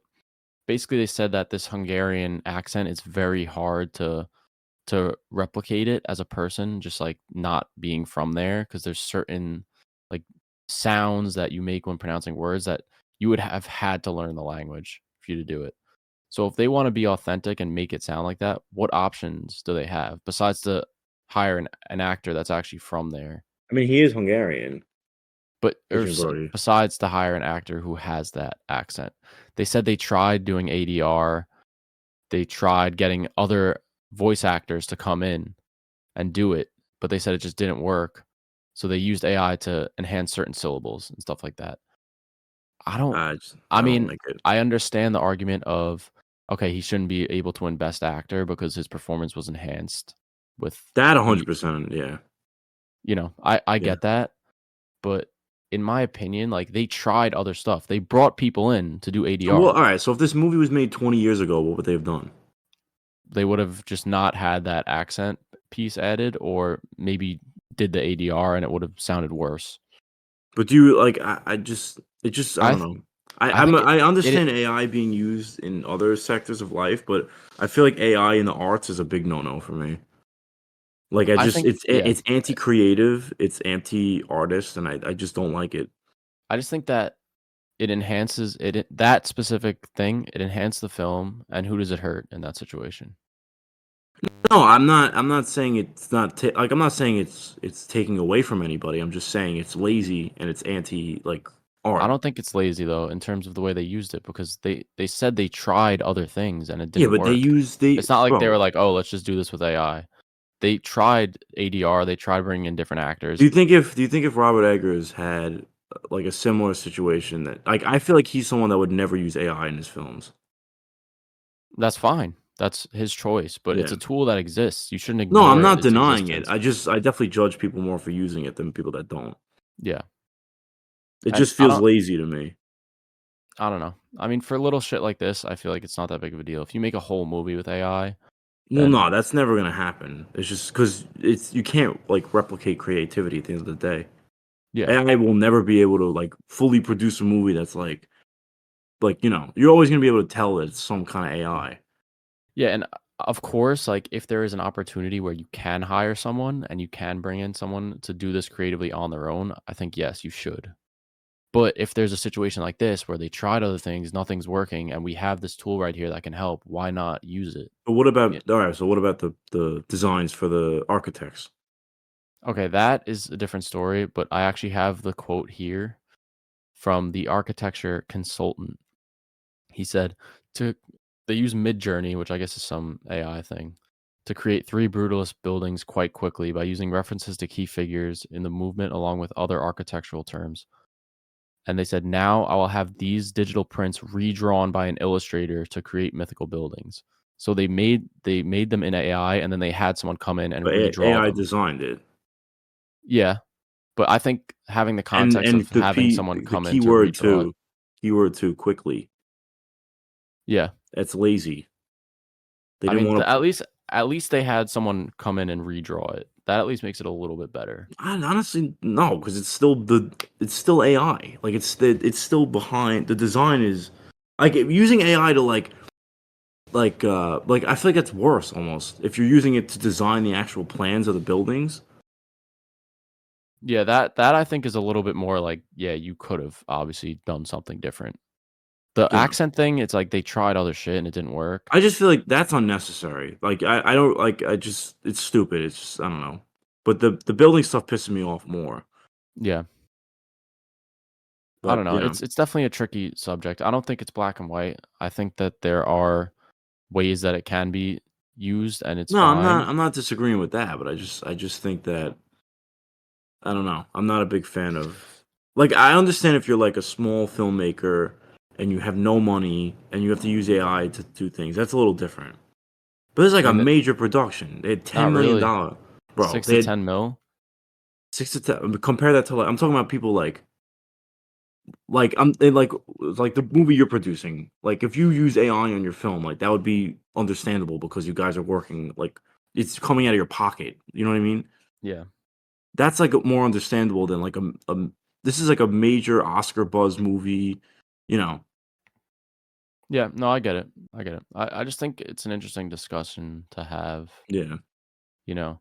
So, all right. All I right. guess Yeah. we'll move on from that, Move but on. I guess if anyone's listening, let us know your thoughts Yeah. in the comments on that What one. thoughts about the AI? It was also apparently an Amelia Perez, which I mean Whatever. that movie's already got enough shit going on with it, so Yeah. why not add that to it? I don't. What did they even use that? For? Oh, for the foreign accents. But I weren't people think yeah. shitting on the accents in the movie too? Yeah, cuz I don't even know. There's a bunch of stuff people are saying cuz I think it's a French director and Yeah, he didn't really do there's much like research there's about like like the. no apparently there's no Mexican actors in the movie or Yeah, something. yeah, So, I don't know. But whatever. yeah. We'll move Anyway, on. we got So, the. yeah, we got the new trailer for Daredevil Born Again, which had originally been I think it's a little different than the one that leaked, but Yeah, it's for the Daredevil show that's coming out on March 4th, on Disney Plus. So, it looks really good in my opinion. I think that they're really leaning into that sorta grounded and brutal aspect of it. There's lots of scenes with, like, a lot of blood and stuff that you could tell they're going for that TVMA rating. yeah, I think the dynamic between Daredevil and Kingpin seems to be pretty cool. And yeah, you already see like a couple other characters in the trailer, like Punisher, you see White Tiger. And I like stuff like that. These are superhero shows. They should have like all these random superheroes yeah. But showing it up in also them. feels like So very similar to the grounded tone of the Netflix series, while also having these kind of superhero elements in it as well, yeah. I mean, which I it like. doesn't really show much about the plot. You see that Kingpin's running for mayor, and which we already knew from the ending of Echo. Echo. But I'm And excited do you know anything about the villain? of Daredevil. I think his name is Muse. Oh, yeah, yeah. He's something to do with, like, graffiti. He's, like, a newer Marvel villain, right?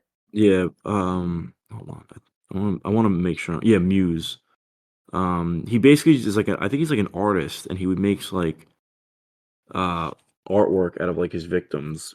In the comics, it's very much in the vein of like I don't know if you've seen the Hannibal show, I haven't, but I know like that yeah, I've seen pictures of of like the the art. body Yeah. mutilation and stuff Yeah, like yeah. that. He does stuff like that in the comics. I mean, I don't know if they'll really do that in the show, but it would be cool if they leaned into that.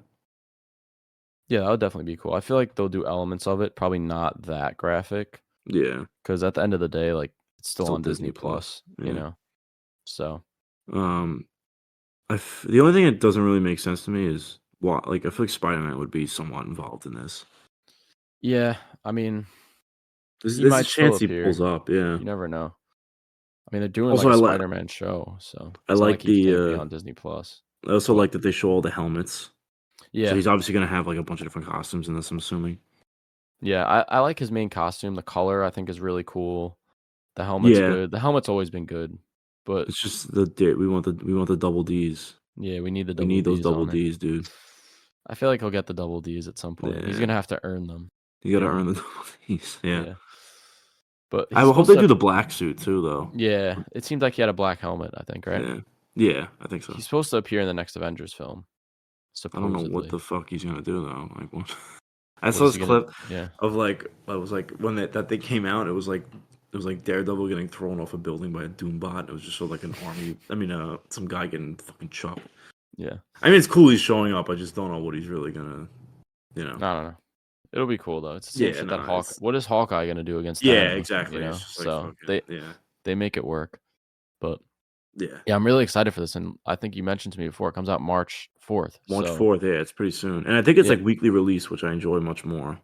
yeah, definitely. Echo, they kind of just dumped the whole thing, and Yeah, that's my least favorite MCU project. So really? yeah, More than Secret Invasion? yep, What? that was another AI use. Yeah, that was actually the worst. Yeah, that was I don't think stupid. at least Echo had good fight scenes, I don't know. I didn't but like anyway, Echo, yeah. but Um, all right. yeah, I think that's pretty much it for our That's movie pretty much notes. it, I guess. So we're gonna go through. This is our second annual Cool Epic Awesome Film Awards. Our Yeah, nominees. We'll announce our winners on the next next week. episode. But if you guys follow us on our socials, you've seen our nominees already. So I guess we'll just sort of go through them quickly. Maybe we'll go back and forth. So I'll start with Best Picture. I'll say Yeah, my four, and then you could say your four, and yeah. we'll Let me just pull do it them like up. that. So, Yeah, and this is for 2024 films. Obviously, I feel like I've seen pretty much everything. There's a few that I haven't that yeah, could change. Like Flow, I haven't seen, which could have definitely been yeah. I feel like nominated for if you Best would, Animated. you probably would have put that up there. I'm trying to think what else. I haven't seen Sing Sing, Yeah, I've seen Sing Sing. I don't know. There's Nickel a couple. Boys. Nickel Boys I haven't seen, Yeah, but all right. I guess for Best Picture, my four picks, and this is just in alphabetical order, so it's not yeah. it's not like ranked based on anything. But my nominees are The Bike Riders, directed by Jeff Nichols, Doom Part 2 from Denis Villeneuve, His Three Daughters from Azazel Jacobs, and Nosferatu from Robert Eggers. I feel like out of those, the only one that's kind of like really is His Three Daughters, but I really loved that film more than Yeah. most. I don't know if you've seen it yet, Joe, Nah, I but haven't. That's the one with the three people and the mother's dying, right? yeah, the father's dying, and Oh, they father's kind of like dying. they reconnect in an apartment in New York, and just Yeah, goes through sort of his last couple days and them interacting with each other. Just a great film, super underrated, and yeah, great cast. So yeah, yeah. So my best picture nominations are The Bike Riders by Jeff Nichols, Conclave by Edward Berger, Breger or what's I his think name? Burger. I'm pretty sure Berger. Burger. Doom Part Two by Denev. I always butcher his name. Denis, just Denis. Denis Villeneuve, Yeah, and then The Substance by Corley Farget. Um, yeah, I feel like honestly, dude, I was talking about this too. I feel like Conclave is gonna win Best Picture. really. I just because like I feel like the Brutalist was like pretty much a lock in. That's gone. What else really is there? I mean, Nora had a lot of traction for a while, I but feel like people got tight because it came out that like they didn't have like an intimacy coordinator or something, and people were getting annoyed about that. yeah, And I then don't know. like apparently the opening scene of like her in the strip club is just like those were like random people at like a strip club that wasn't like actors and stuff. I didn't know that, but Yeah, I don't know if that'll affect the chances, but we'll see. I don't know. Yeah, but Yeah. Well, all right. or the So Substance. I don't know, dude. I mean, if the Substance, that would be huge yeah, horror Best for a Picture. horror Best Picture. Yeah. Yeah, but But yeah, all right. So next category is Best Lead Performance from a Male Actor, and the nominees for me were Adrian Brody from The Brutalist, Jesse Plemons from Kinds of Kindness, Paul Mescal from Gladiator 2, and Timothy Chalamet from A Complete Unknown. Again, those pretty standard. The only one that's kind of like a little bit different, Jesse Plemons, I think, from Kinds of Kindness. The yeah. fact that he plays three separate characters and does a great job as each one, I think he deserves the That film was like a recognition. fever dream. I forgot about that. Yeah. So Yeah. So yeah, for my best lead performers, I had Daniel Craig from Queer, Jesse Eisenberg from A Real Pain, Ralph Fiennes from Conclave, and Timothy Chalamet from A Complete Unknown. Um, I know Queer wasn't my favorite film of the year, but I really did like Daniel Craig's performance in it, and same goes for Jesse Eisenberg in A Real Pain. But I feel like again, I think Conkle is going to do very well at the Oscars, and I feel like he has a very good chance of winning Ralph Fiennes. Yeah, he's got a shot. Yeah. So, all right. Next category: best lead performance by a female actress. I have Jodie Comer from The Bike Riders, Mikey Madison from Anora, Pamela Anderson from The Last Showgirl, and Willa Fitzgerald from Strange Darling. So this has a couple kind of curveballs in here. Jodie Comer from The Bike Riders. I don't think she's going to get any buzz at the Oscars, but one of my favorite performances of the year. Yeah. Mikey Madison, self-explanatory. Pamela Anderson came out of nowhere, but I recently got to watch The Last Showgirl, and she was fantastic. Deserves all the praise. And then Willa Fitzgerald from Strange Darling. Zero shot to make any noise at the Oscars, but one of my favorite performances of the year. It's a horror film. She's fantastic. You never know what her character's thinking at any moment. I know Yeah. you haven't seen the film, Joe, right? No, not yet. No. But you definitely have to. Yeah, Great performance. I was away, and I have like a lot of those like late December releases I missed. But yeah, so I have my lead female performers. So I have Cynthia Erivo from Wicked, Demi Moore from The Substance, Mickey Madison from Anora, and Zendaya from Challengers. Cynthia Erivo, zero shot of making it, but I really think her performance, the singing is fantastic. And I'm a sucker for a lot of musical performances because I feel like it's kind of taking on two roles in my opinion. So I always have a soft spot for that. Demi Moore in The Substance, probably her best performance ever, and she has a decent shot. I mean, I don't know. What do you think? I feel like Yeah, that's all. Out of all the people on my yeah, list, she has the definitely best shot. has. Yeah, she definitely has a decent shot. I wouldn't be surprised if she won. I'd be very happy with a Substance sweep or a Conclave sweep with the Oscars. That's what I'm rooting Fuck it. for. Yeah, and then obviously Substance sweet. Madison, pretty self-explanatory, and Zendaya and Challengers. I just love the way she kind of like manipulates both of the guys. It's a really good performance. Yeah, she's one that's getting underlooked a little bit, I think. She was Yeah. great. So, all right. Next up is best supporting performance from a male actor. I have Adam Pearson from A Different Man, Bill Skarsgård from Nosferatu, Guy Pearce from The Brutalist, and Kieran Culkin from A Real Pain. Yeah. Surprised Adam Pearson is getting no love at all. Yeah. He was really I mean, good in A Different Man. he didn't make my list, but he's a very good performance. Yeah. Yeah, the rest are pretty self-explanatory. Skarsgård as Count Orlok, I think. Definitely a personal one for me, but I really think he should be in there. No, I agree. So my three, I had Adam Pearson from A Different Man, Jeremy Strong from The Apprentice, Kieran Culkin from A Real Pain, and Stanley Tucci from Conclave. I feel like honestly, it's Kieran Culkin's award to lose. I feel like he's pretty much a lock in my opinion. Yeah. Didn't you just say you didn't have Adam Pearson? No, I didn't have Guy Pearce. Oh. Yeah, I was talking about Adam Pearson when I Oh, said I'm that. sorry. No. No, you're Yeah, good. Yeah, I agree. He's very underlooked, especially this year. Mhm. I thought his performance. That movie's so good. I Even know. Sebastian Stan is fantastic in that. I don't know Yeah. why no one's really, It's interesting because Sebastian Stan got dual nominated at the Golden Globes for Apprentice and A Different Man. Yeah. Which is pretty cool. Did Adam Pearson get any nominations? No, nothing. Wow. It's interesting. It was such a great supporting performance. Yeah, he was such a good, So really I feel like besides Culkin, that was like the only other one that really resonated with me this year. yeah. But all right. Yeah. Best supporting performance from a female actress. I have Ariana Grande from Wicked, Dolly De Leon from Ghostlight. Could have been mispronouncing that. Elizabeth Olsen from His Three Daughters, and Margaret Qualley from The Substance. Yeah. I don't know if you've seen Ghostlight. No, what is that? It's about this guy who's like a construction worker, and he's kind of down in his luck. He's like in a rut, and he randomly just enters like this random sort of show production of Romeo and Juliet, and sort of gets closer with his family, reconnects with his daughter, and just kind of like a feel good movie.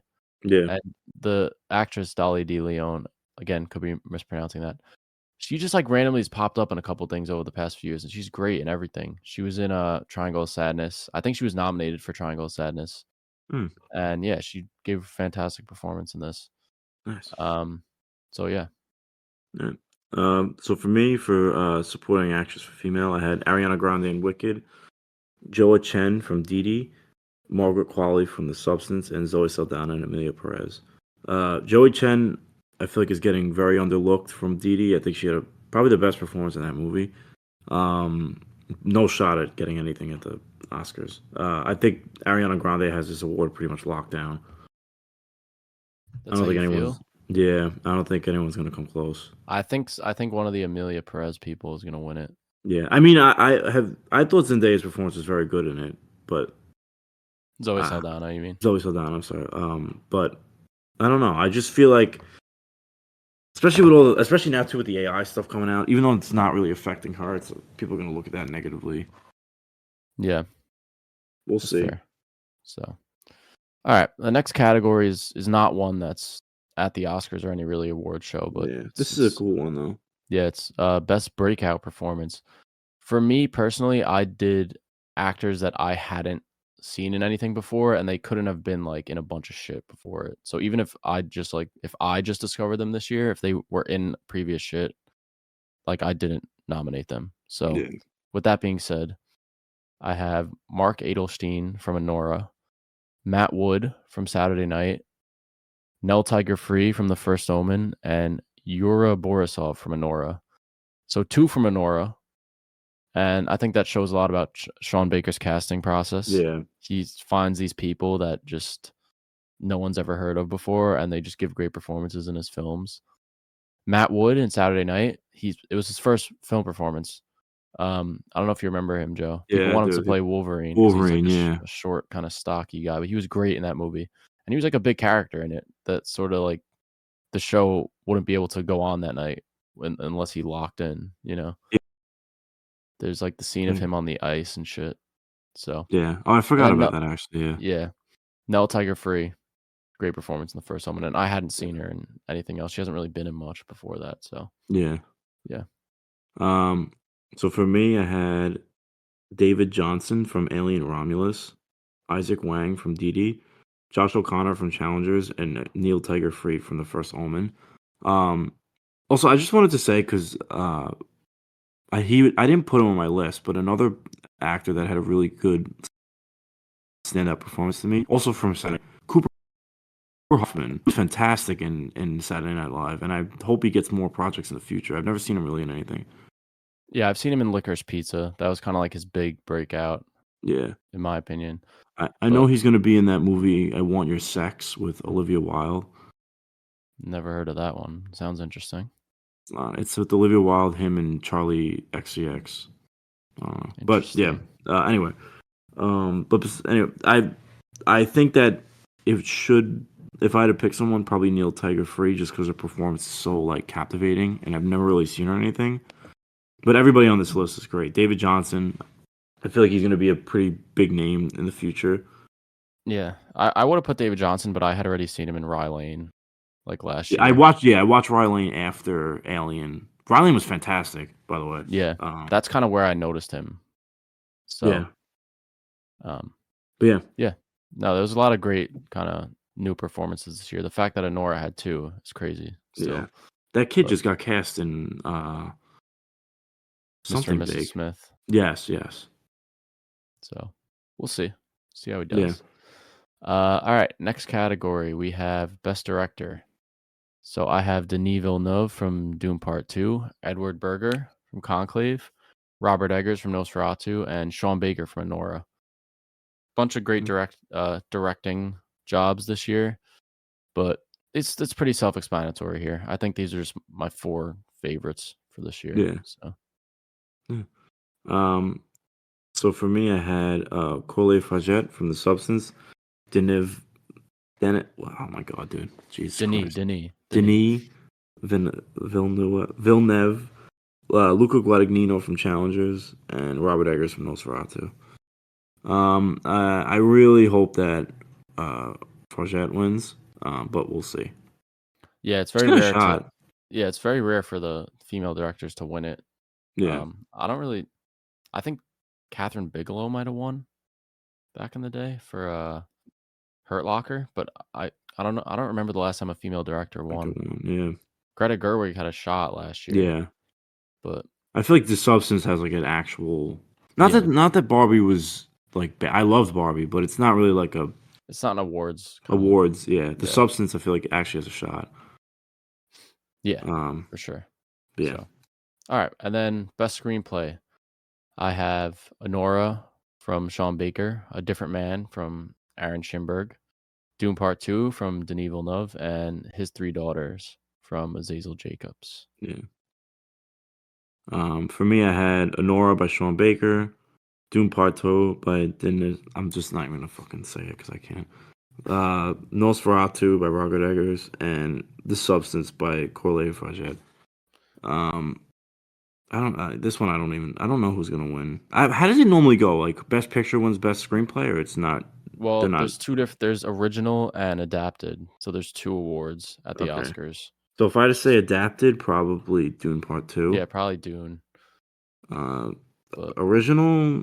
I don't want to like say too much because I don't want to like reveal what my winner is gonna be. Okay, fair, fair. So, and then the next category is another exclusive to our award show that the Oscars don't have, and it's the best horror feature. I think this one's cool because horror usually doesn't get any love at the Oscars or any of the Yeah. big award shows, so it's cool to recognize these films. Um, my nominees are The First Omen, directed by Arkasha Stevenson, Nosferatu by Robert Eggers, Strange Darling by J.T. Molnar, and The Substance by Coralie Farge. Um. So for me, I have Longlegs by Osgood Perkins, Nosferatu by Robert Eggers, The Substance by Corley Fajet, and The First Omen by Arkasha Stevenson. So, Yeah, there's been a lot of great horror this year. yeah. Longlegs is one that definitely like just missed my Yeah, it was list. there's a lot there was a lot even besides that. Immaculate was good. What was the other nun one? Oh, well, obviously The First Omen. There was a Yeah, lot I of think decent horror. yeah, there was a I'm lot of surprised you didn't put Terrifier 2, honestly. it's Terrifier 3, 3, I'm right? sorry. It's yeah, just missed it because I still think Longlegs is a better film, Yeah, and that like just missed it. So, yeah. Fair. yeah, I do want to give Terrifier its props though. I Yeah, really enjoyed that.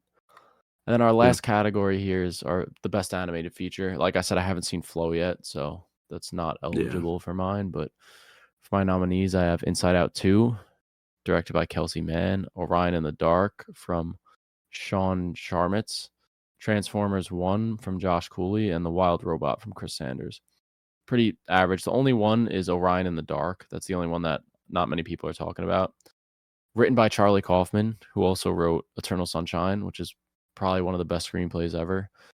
So it was interesting. Yeah. I was interested to see his take on like a children's movie, and I think he did something really cool with the I movie. still So haven't watched that. I do want yeah, to. it's on Netflix. I think it's Yeah, worth a watch. But yeah, yeah. So for me, I had The Wild Robot by Chris Sanders, Transformers 1 by Josh Cooley, Inside Out 2 by Kelsey Mann, and Flow by Jins Zabad Zabaldos. I'm definitely butchering it. Honestly, I think Flow is in a tier of its own. I think it's like the best anime movie to come out this year by far. It's not even close, in my opinion. Wild Robot probably second, but I just think it's the fact that there's no script and you're able to tell so much story without having any dialogue, just based off of animation and like the interaction of the animals, is just something that I think is very rarely done. I yeah. really like. I really, really, and it's a short watch, only like 80 minutes, I think. No, I definitely got to check it out. I think it Yeah, came to streaming recently. Another yeah. one actually that I just started last night. I only watched like 20 Oh, minutes I of it. saw Marcel and a Snail. No, it's like Memoir of a Oh, Snail. Memoir of a Snail. Not Marcel the Shell. That was from Oh, like that. last Oh, year, I okay. think. I'm thinking. There's a Getting new one that confused. came out this year called Memoir of a Snail that's Yeah, supposed to be really good. I think it might have got nominated at the Golden Globes. I don't remember. yeah, But yeah, I really like the style of it. It's kind of like claymation, and you don't yeah, really see that too much nowadays. yeah. So I love. I can't tell you how much I really loved Flow. I like. I think it's a real like a.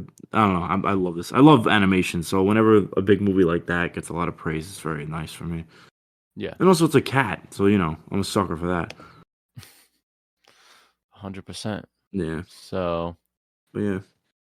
all right, Well, is that it? That's all of them? that's it. Yep, that's Oh, everything. So I like doing the awards, just sort of like recap the year. I think just as a reflection on the year, I think 2024 ended up being a pretty great year for film. I don't think it was as good as 2023, No. I think I but only had 2 5 stars. I only had one this year, which What was was Doom it? Part 2. Last year I had 2. Last year I had, or not last year, but 2023 I had Poor Things and Oppenheimer as 5 stars. But 2023, my only 5 stars are Dune and The Substance. And then last year, let me see. I had more last year. I gave Poor Things, Past Lives 5 stars. Oh no, I had 2 last year as well. Poor Things and Past Lives. you didn't give Op the 5 star? No. Oh, actually, I lied. I gave Holdovers 5 stars, so I had 3. Oh, actually, yeah, you're right. Holdovers I did as well. Yeah. But So there were a lot of really good, like, American Fiction, Rye Lane, Godzilla Minus One. Those are yeah, I all, like, think really good. 2023 was a stronger year. Yeah. 2025 is kind of scaring me. There doesn't seem to be like that I was much. gonna ask you, actually, what's your most anticipated movie of 2025? Dude, I really don't know. I really don't know. I If you had gotta to pick, like let me pull up my list really quick because I have the releases. Um, what I think come? I know mine, Oh, honestly. you know what? You know what mine is? What? Michael Jackson biopic. Really? I'm a huge Fair. Michael Jackson fan. Obviously, his questionable No. character. I'm not No, a fan of I that. get that, yeah. But in terms of his music, we kind of grew up with it because Yeah, we did. our mom is a huge Michael Jackson fan. And the fact that they got his nephew to play him, I think it's going to be really good. And I'm interested to see like how they do with Dude, yeah. with or how they deal with like the allegations and I feel everything. like they're gonna have a huge marketing campaign. Yeah, apparently I think Paramount's making it maybe, or Yeah, I think they said that they're planning for like a $2 billion plus film. Jesus. So that's I how saw they were, much they like, think already it's going to make. advertising in China and stuff like that. Yeah. There's a Prob couple like blockbusters coming out and stuff too, but we'll see. Probably biggest for me is Guillermo del Toro's Frankenstein Hmm. or Superman. I mean, I'm Yeah. just, like, a sucker for, we grow Yeah. like, Superman's just like a. Yeah. That's fair. Yeah. Let me give you one more though. I want to look again. What about that other one, by Yorgos Lanthimos, whatever it's called, with Emma Stone? I don't know if that's coming out this year. I think it is. If it is, then yeah, I'm hyped for that. FNAF 2. That's Oh, like yeah, I one of the forgot about silly FNAF 2, ones yeah. that I'm excited for. The new Jurassic World. Yeah. The Smashing Machine is supposed to come out too. The Dwayne Oh, Johnson the one. Rock one, yeah. Yeah. That'll be cool. I mean, besides that, I feel like it just Oh, doesn't wow, look that great. they're making an Animal Farm movie? I didn't know that. That's sick. With Andy Serkis and Kieran Culkin, and Andy Yeah. Serkis is directing. It just I don't know. This That's actually 2025. sick. Have you read that book? No, but I know the story of it. I haven't It's about, actually like, read the it. yeah. I mean, I'm sure I Isn't read it at school at some That's actually point. really cool. I didn't know that. Oh, the After the Hunt movie by, Guadagnino, Maddie Supreme. Yeah, there's like decent shit coming out. I That don't other know. Paul Thomas Anderson movie, like The Battle of Batkin Cross with DiCaprio. Yeah. I don't know what's like Uh, the early awards predictions for next year. Life of Chuck, I heard, is very good as well. Yeah, it seems like it has a cool cast and Mike Flanagan's Yeah, great director. But yeah, that's really it. So it's been yeah, a great year. Got a lot of cool experiences. Got to see a lot of Q&As, a lot of early movies. So yeah, it's been lots of fun. yeah. I would love for Um, us to eventually get to go to a film festival. yeah, I feel like I that's our think. next step, I honestly. mean, we can. It's just expensive, Expensive, yeah, I know. But we'll see. Like, Maybe I don't know that'll. about New York. Maybe go to, like, Toronto, because that's not that far. Yeah, Venice. Venice. That would be you don't gotta tell me, dude. I'll book Venice a would be flight sick. tomorrow. But yeah, that's really it. I guess we'll talk about our last film of the day. Yeah, Um, which Joe, you recommended it, so if you want to pull up the synopsis and yeah. Hold on, read my a little letterbox bit. just fucking crashed. No, you're good. But yeah, so Joe recommended Lord of the Rings, Fellowship of the Ring. Yeah. So Joe, you could get that little synopsis. Young hobbit Frodo Baggins, after inheriting a mysterious ring from his uncle Bilbo, must leave his home in order to keep it from falling into the hands of the evil creator, Along the way, a fellowship formed to protect the ring bearer and make sure that the ring arrives at its final destination, Mount Doom, the only place where it can be destroyed. So I feel like I mean, I watched this a couple times as a kid, but like never really like kind of sat and analyzed it. It's really good. It's honestly very good. Um, it's for a movie that came out in 2001. The CGI is actually fairly decent. The cast is really, really good. Ian McKellen as Gandalf is probably the biggest thing that stands out to me. He's so good as Gandalf, dude. Like Yeah, I love but he's able to show that kind of like I don't want to say wonder, but like kind of that like fantasy, like very like joyful type of energy. But also when moments get serious, he does that as well. Like it's a really good balance. I feel like yeah. Him and Christopher Lee. Christopher Lee plays Saruman. Sauron, yeah, or They're the other the yeah, they're evil. the evil Oh, Bill, wizard. what's his name? Uh, Saruman is his name. okay, Not Sauron. They have yeah, yeah, but he's really good. They're kind of back and forth. I think is really good. Two yeah, legendary actors. yeah, Um, yeah, like you said, really great cast. I think. Well, the first time I watched this, I was like, okay, this is fine, but I really did appreciate and enjoy it a lot more this yeah, time watching it. yeah. It is long. There's a lot going on. There's a lot of characters. A I lot of feel like characters, yeah, you can't just like yeah, watch this for the first time and just be fully bought in. You yeah. have to know somewhat Something about about the lore, what's going yeah, on. Yeah, because it was confusing at some points. yeah. But I think what Peter Jackson nails here is sort of that sense of adventure and hero's Venture, journey yeah. that Frodo goes on, and forming the Fellowship. There's just like this journey that they go on, and there's The camaraderie among the kind of yeah, the fellowship members. I agree. mhm. There's creatures that they got to face, and they lose people along the way. Yeah, I think he really just nails that aspect of it. yeah. I also love Um, the way like he always shows the ring like how it's tempting everybody else around him except like the hobbits because they're not as corrupted easily. And yeah, I love that they kind of explore even like when Frodo wants to give the ring to Gandalf, and Gandalf's like, no, like I can't have that because it's gonna corrupt me. I think it's really cool that it's kind of it has to be him. It has to be Frodo, the one that has the ring. He's the only one that can really like is able to hold it responsibly and not use the power. yeah. And I thought it was interesting that when he puts it on, it kind of like reveals his location Yeah, um, to Sauron, yeah, kind of like Venom. Remember? yeah. I was thinking about that too. Actually, Venom definitely stole that from this. yeah, But yeah, I yeah, I really enjoyed it. I think the cast is really cool. There's a lot of great characters. Not a lot of female characters, which I know was like a yeah. complaint. That I so in think the book, I'm pretty sure there's not one female character like yeah, I that was elf gonna that say they wrote in. I'm pretty sure that like female elf that like gives him the light water or whatever the fuck it is. yeah. That was Liv Tyler, right? Who plays or No, was I think it's that Kate K- Blanchett. yeah, because Galadriel? there's two female characters, Kate Blanchett's character and then Liv Tyler. No, yeah, Liv Tyler. Actually, I know She's an one of elf them is too. written in, or honestly, they may have both been written in. Honestly, because I'm pretty sure in the book there's like not one female character. Yeah, I mean there is sort of you gotta have like a romance Yeah, nah, there's got to be this. like you know. Also, this movie feels like a giant ad for New Zealand. Like the landscape is just breathtaking. Everything a lot of the scenes are filmed just in like the kind of like I guess like the I don't know what's the term? The I don't know. the the like fields, I the guess yeah, the valleys. I don't know. valleys, the mountains. It's all from New Zealand. And what's funny too is that after this movie came out, like New Zealand had a huge bump in tourism because people saw how like beautiful everything was, and people wanted to go there. Yeah, He's also from there, Peter Jackson. But the yeah, one he thing is. I think that is a little not the best is the fight scenes are a little janky, a lot of shaky cam. But again, this also came out in 2001, so I'm Mhm. giving it a little bit of a pass. Uh, but other than that, it's like a really enjoyable movie. I really liked it. Yeah, talking about the cast a little bit more, I didn't Yeah. realize Ian Holm plays Bilbo, who he's from Alien. He plays like the AI Oh, the robot AI guy. guy. Yeah, yeah, So I had never realized that until watching this. He's a great yeah, actor.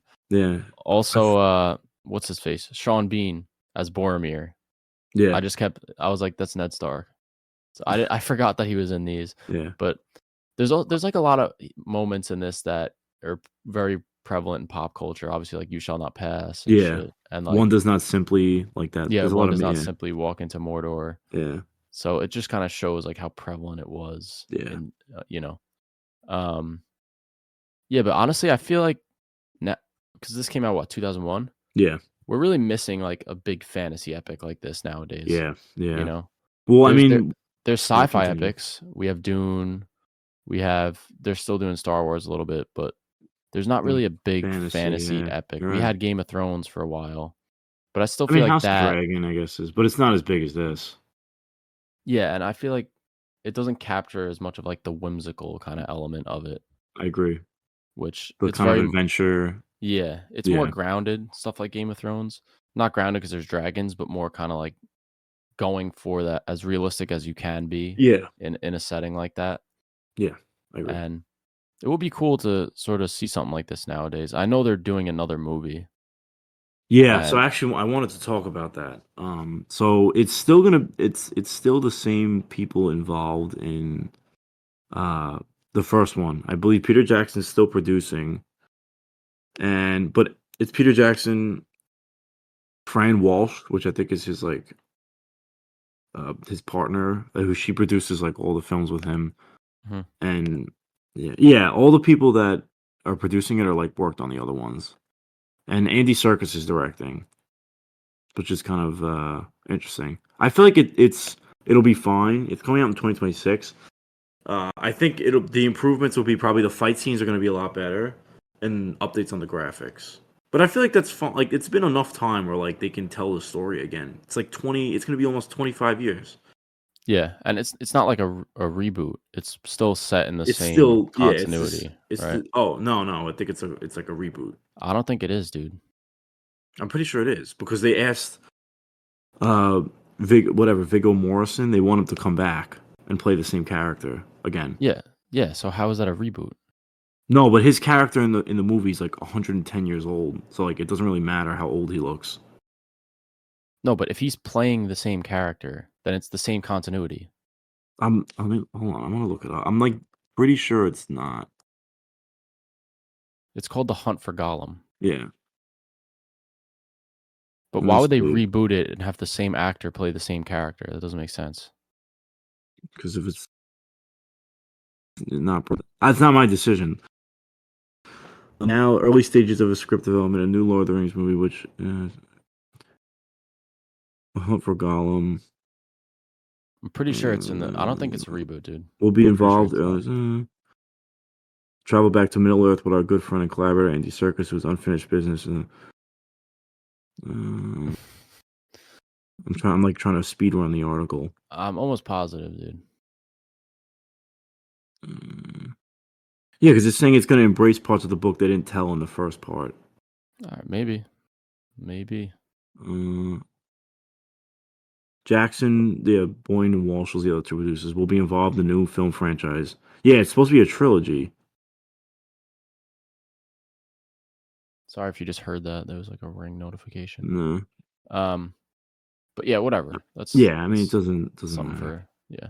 But I also noticed that, and we've talked about another Peter Jackson film on here actually, which was Meet the Feebles, which is kind of yeah, like where he started. And he used to be a horror director. He kind of had the similar trajectory as Sam Raimi, where he did horror, then got a big franchise, and that's kind of what he's known for. But he yeah. originally was a horror director. I So mean, Peter you're Jackson, he did Brain Dead and he did Meet the Feebles, and then he did one other, I forget what it's called. I think Bad Taste is called. So you see some of those horror elements. yeah, I think like the dark horses that are in it, there's those creatures, they're called like the Nazgul. Those are the sort of black cloaked figures. I thought those oh were really yeah. cool looking. Definitely had elements of The horror. the Balrog, that thing is sick, like the fire demon. Mhm. Also, that So scene where like not Bilbo, right? Or Frodo? where Oh no, he's like Bilbo goes to see the ring on Frodo's like chest, and like he goes to touch it, and his face becomes like all like fucking mangled and shit. yeah, that Yeah. looked weird. I was gonna say that the CGI is not great, but Yeah, no, I mean, but also like like You It see came out in Gollum. You 2001. see Gollum for like a little bit. He doesn't look great, but I No. know it when he does actually appear in the next movie. It's known for being like some of the best Yeah. visual effects ever at the time. Yeah. You know, Because a so lot of the stuff that they did for this movie was like the first time they've ever done a lot of this like kind of CG stuff. It was filmed in 1999. yeah, and I know they tried to use like a lot of camera trickery for because all of the hobbits are Yeah, just they're supposed to be small. Yeah, so they yeah, do a they're lot of like like camera trickery stuff. the actors are just full size adults. So Yeah. um, but let me see what else do I got. I wrote a couple things down I wanted to talk about. Yeah, I was a little bit what's the deal with the Eye of Sauron? I know they explained it, but like, so Sauron got killed, and then, But his life force is like in the ring. but what is the eye? His like, did his life force go into the eye, and then I don't honestly. I'm not too sure. Maybe like what? I thought I heard someone yelling. I know they I'm not explained too it, sure but I just honestly. didn't get it. I didn't fully get it. Um, but I'm not. yeah, Yeah, I I gotta like look up the lore. I know that they explained Sauron's backstory in like this new Lord of the Rings show that's out. Yeah. What I watched the first season, but I never watched the second one. Like when where I finished, like he just pulls up. Yeah. Um, yeah, but I think overall it's a great movie. There's a lot of shit going on, Yeah. so I understand why there's a 3-hour runtime, and the extended edition adds a full hour to it, so 4 Yeah, it's hours. crazy, dude. I didn't. I mean, I Yeah. didn't do the extended. No, I was thinking about it, but I was like, I can't. Yeah, no, it's crazy, dude. Maybe one day. Um, but yeah, did you have maybe a favorite scene in the movie? I mean, the "You Shall Not Pass" is really like a famous scene, but also I like that kind of final battle that they have with the orcs, where what's his name gets killed. Sean Sam, Bean's right? character, right? Oh yeah, Sean Bean's character. You're right. There's so many people in the movie. Yeah, no, it's a lot. I forget his name. Maybe I just had it. Oh no, Carl Urban's character. I mean, right? Carl Urban. Oh no, he's not. He's in the second one. He's not in this one. No, it's Sean Bean's character. He gets shot with the arrow, Yes, right? yes. Yeah, yeah, it's him. No. And then, yeah, like Aragorn is kind of like with him, and then he's apologizing for like Yeah. trying to get the ring and Ring. shit. Um, yeah, it's like the first season of Game of Thrones ends with Sean Bean's death, and the Yeah. first Lord of the Rings ends. So he dies, right? For sure. Yeah, I'm pretty sure.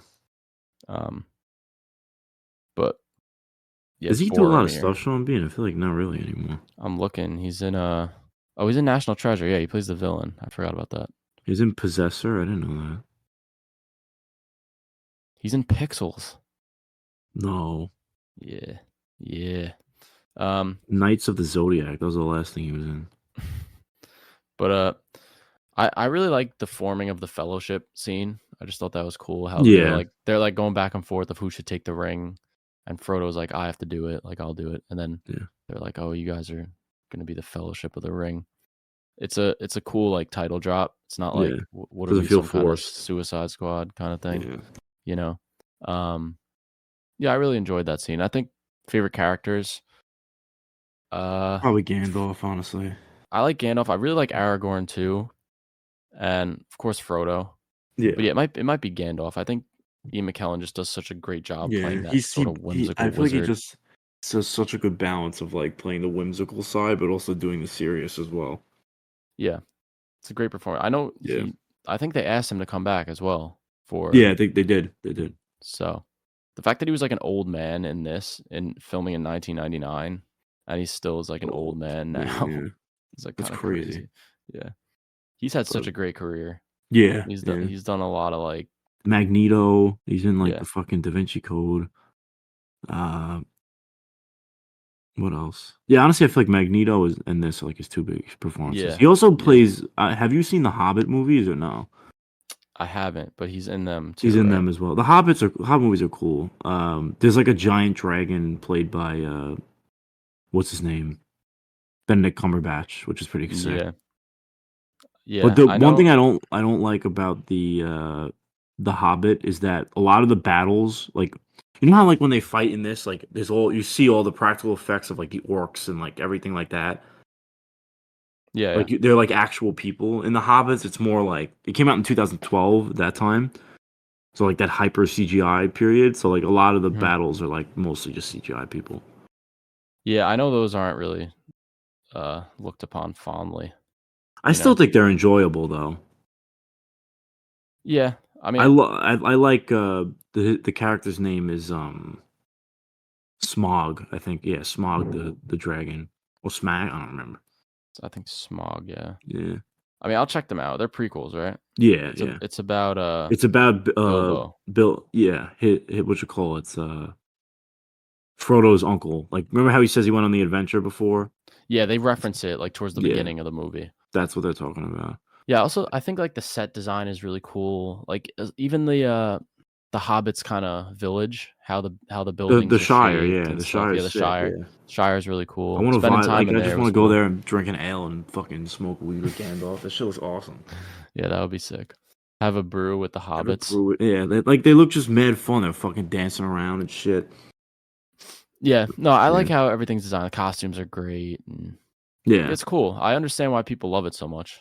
I still don't. I mean, people say this. Oh, it's like the best trilogy of all time. I don't Yeah. think so, One of my but friends is like he's like, "Oh, it's the best." I mean, it's very good. I gotta watch all three and like kind of sit and think about it, but yeah. I don't know. Favorite? No, we did favorite scene, favorite Scene. character, right? We did favorite character. We didn't do favorite scene. Actually, Oh, no, we did no, both. we did, we did. We did Yeah. both. Yeah. So yeah, we could get Um. to ratings. Yeah. You want to go first? Yeah. So I give it a 4 star, 8 out of 10. It's like a really good. I feel like I've been missing. I've had a yearning for like a fantasy epic, and this kind of fulfilled my need.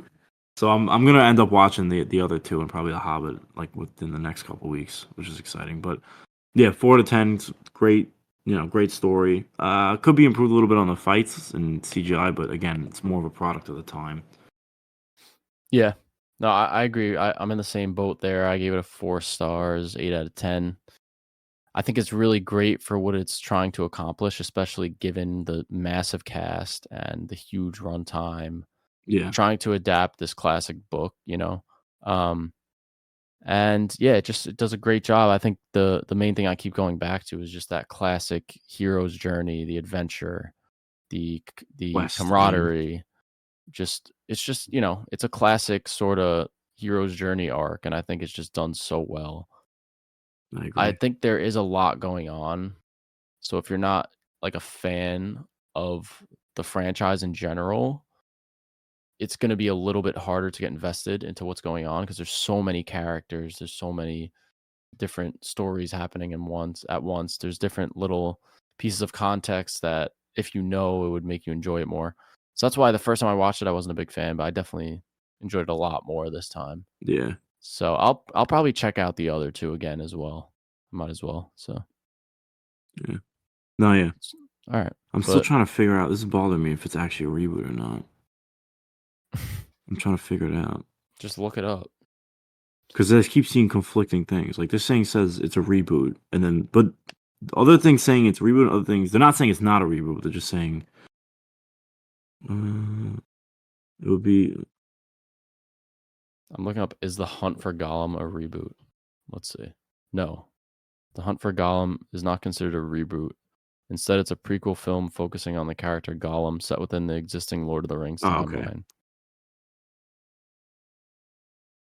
Yeah, So I this is guess it'll be a it's from cinemark.com. So it's a yeah. prequel, I guess. uh, so I guess it's not before The Hobbit, but before. Uh, Yeah, because if they're gonna bring back these characters, yeah, it must, right?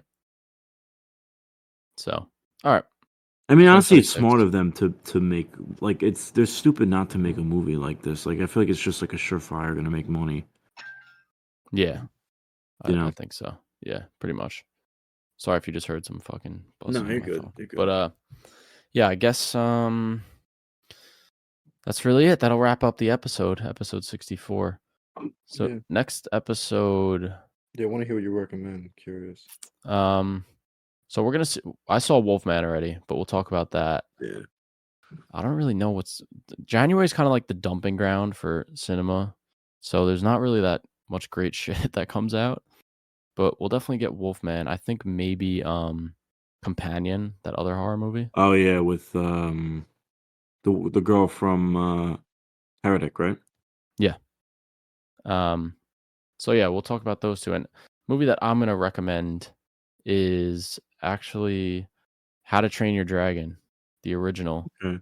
because the live action one is coming out this year, and I haven't seen this one in a long time. I know people really love like the trilogy, and I just don't really remember it. So I think it'll be cool to check it out again. Talk about could this work in live action? Yeah.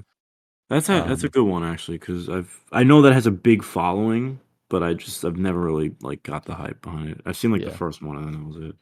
and yeah, we'll also announce the winners to the nominees from our awards for this year. And yeah, that's really it. The other thing that it could be huge is we're gonna incorporate face cam Yeah, at some point. And right now the plan is that next episode will be our first one with the face cam. face cam. Yeah, So that's very exciting. We know you guys have been yearning to see yearning our to look at us. Yeah, to look at our handsome mugs. So I think that'll be better though. I think it'll allow yeah. us to be a little bit more kind of Because back we and also forth. we record in opposite rooms, me and my brother, Yeah. so it's like a little. It'll be better. We kind of see our reactions. Yeah, You we could could see see each our other's face. setups, Yeah. all the weird shit we got in our rooms and stuff. Yeah, so right now plan is episode 65, first face cam episode, but no Yeah, guarantees. But hopefully we'll get that figured out. So yeah, if you're new here, feel free to follow us on our social medias, Instagram, TikTok. It's back. It was gone for a day. It's back. back. Although I can't really edit any clips right now because CapCut is shut down, so I'll have to figure that out. Yeah, What else? Follow us on X. Leave a Instagram, like if you're on Twitter, all YouTube. that. If you're Yeah, listening on Apple Podcasts or Spotify, give us that 5-star rating yeah. if you think we deserve it. I'm curious And where like a lot of you guys are listening from. Leave a comment too if you can. I'm just curious, like where you like U.S. around the world. Interested to see yeah, where our base is from. yeah, definitely let us know. So Yeah, yeah, we appreciate you guys for yeah, sticking around till the end. absolutely. And thank you guys. We'll be back in hopefully 2 weeks for episode Yeah. 65. So All peace right. out. Peace.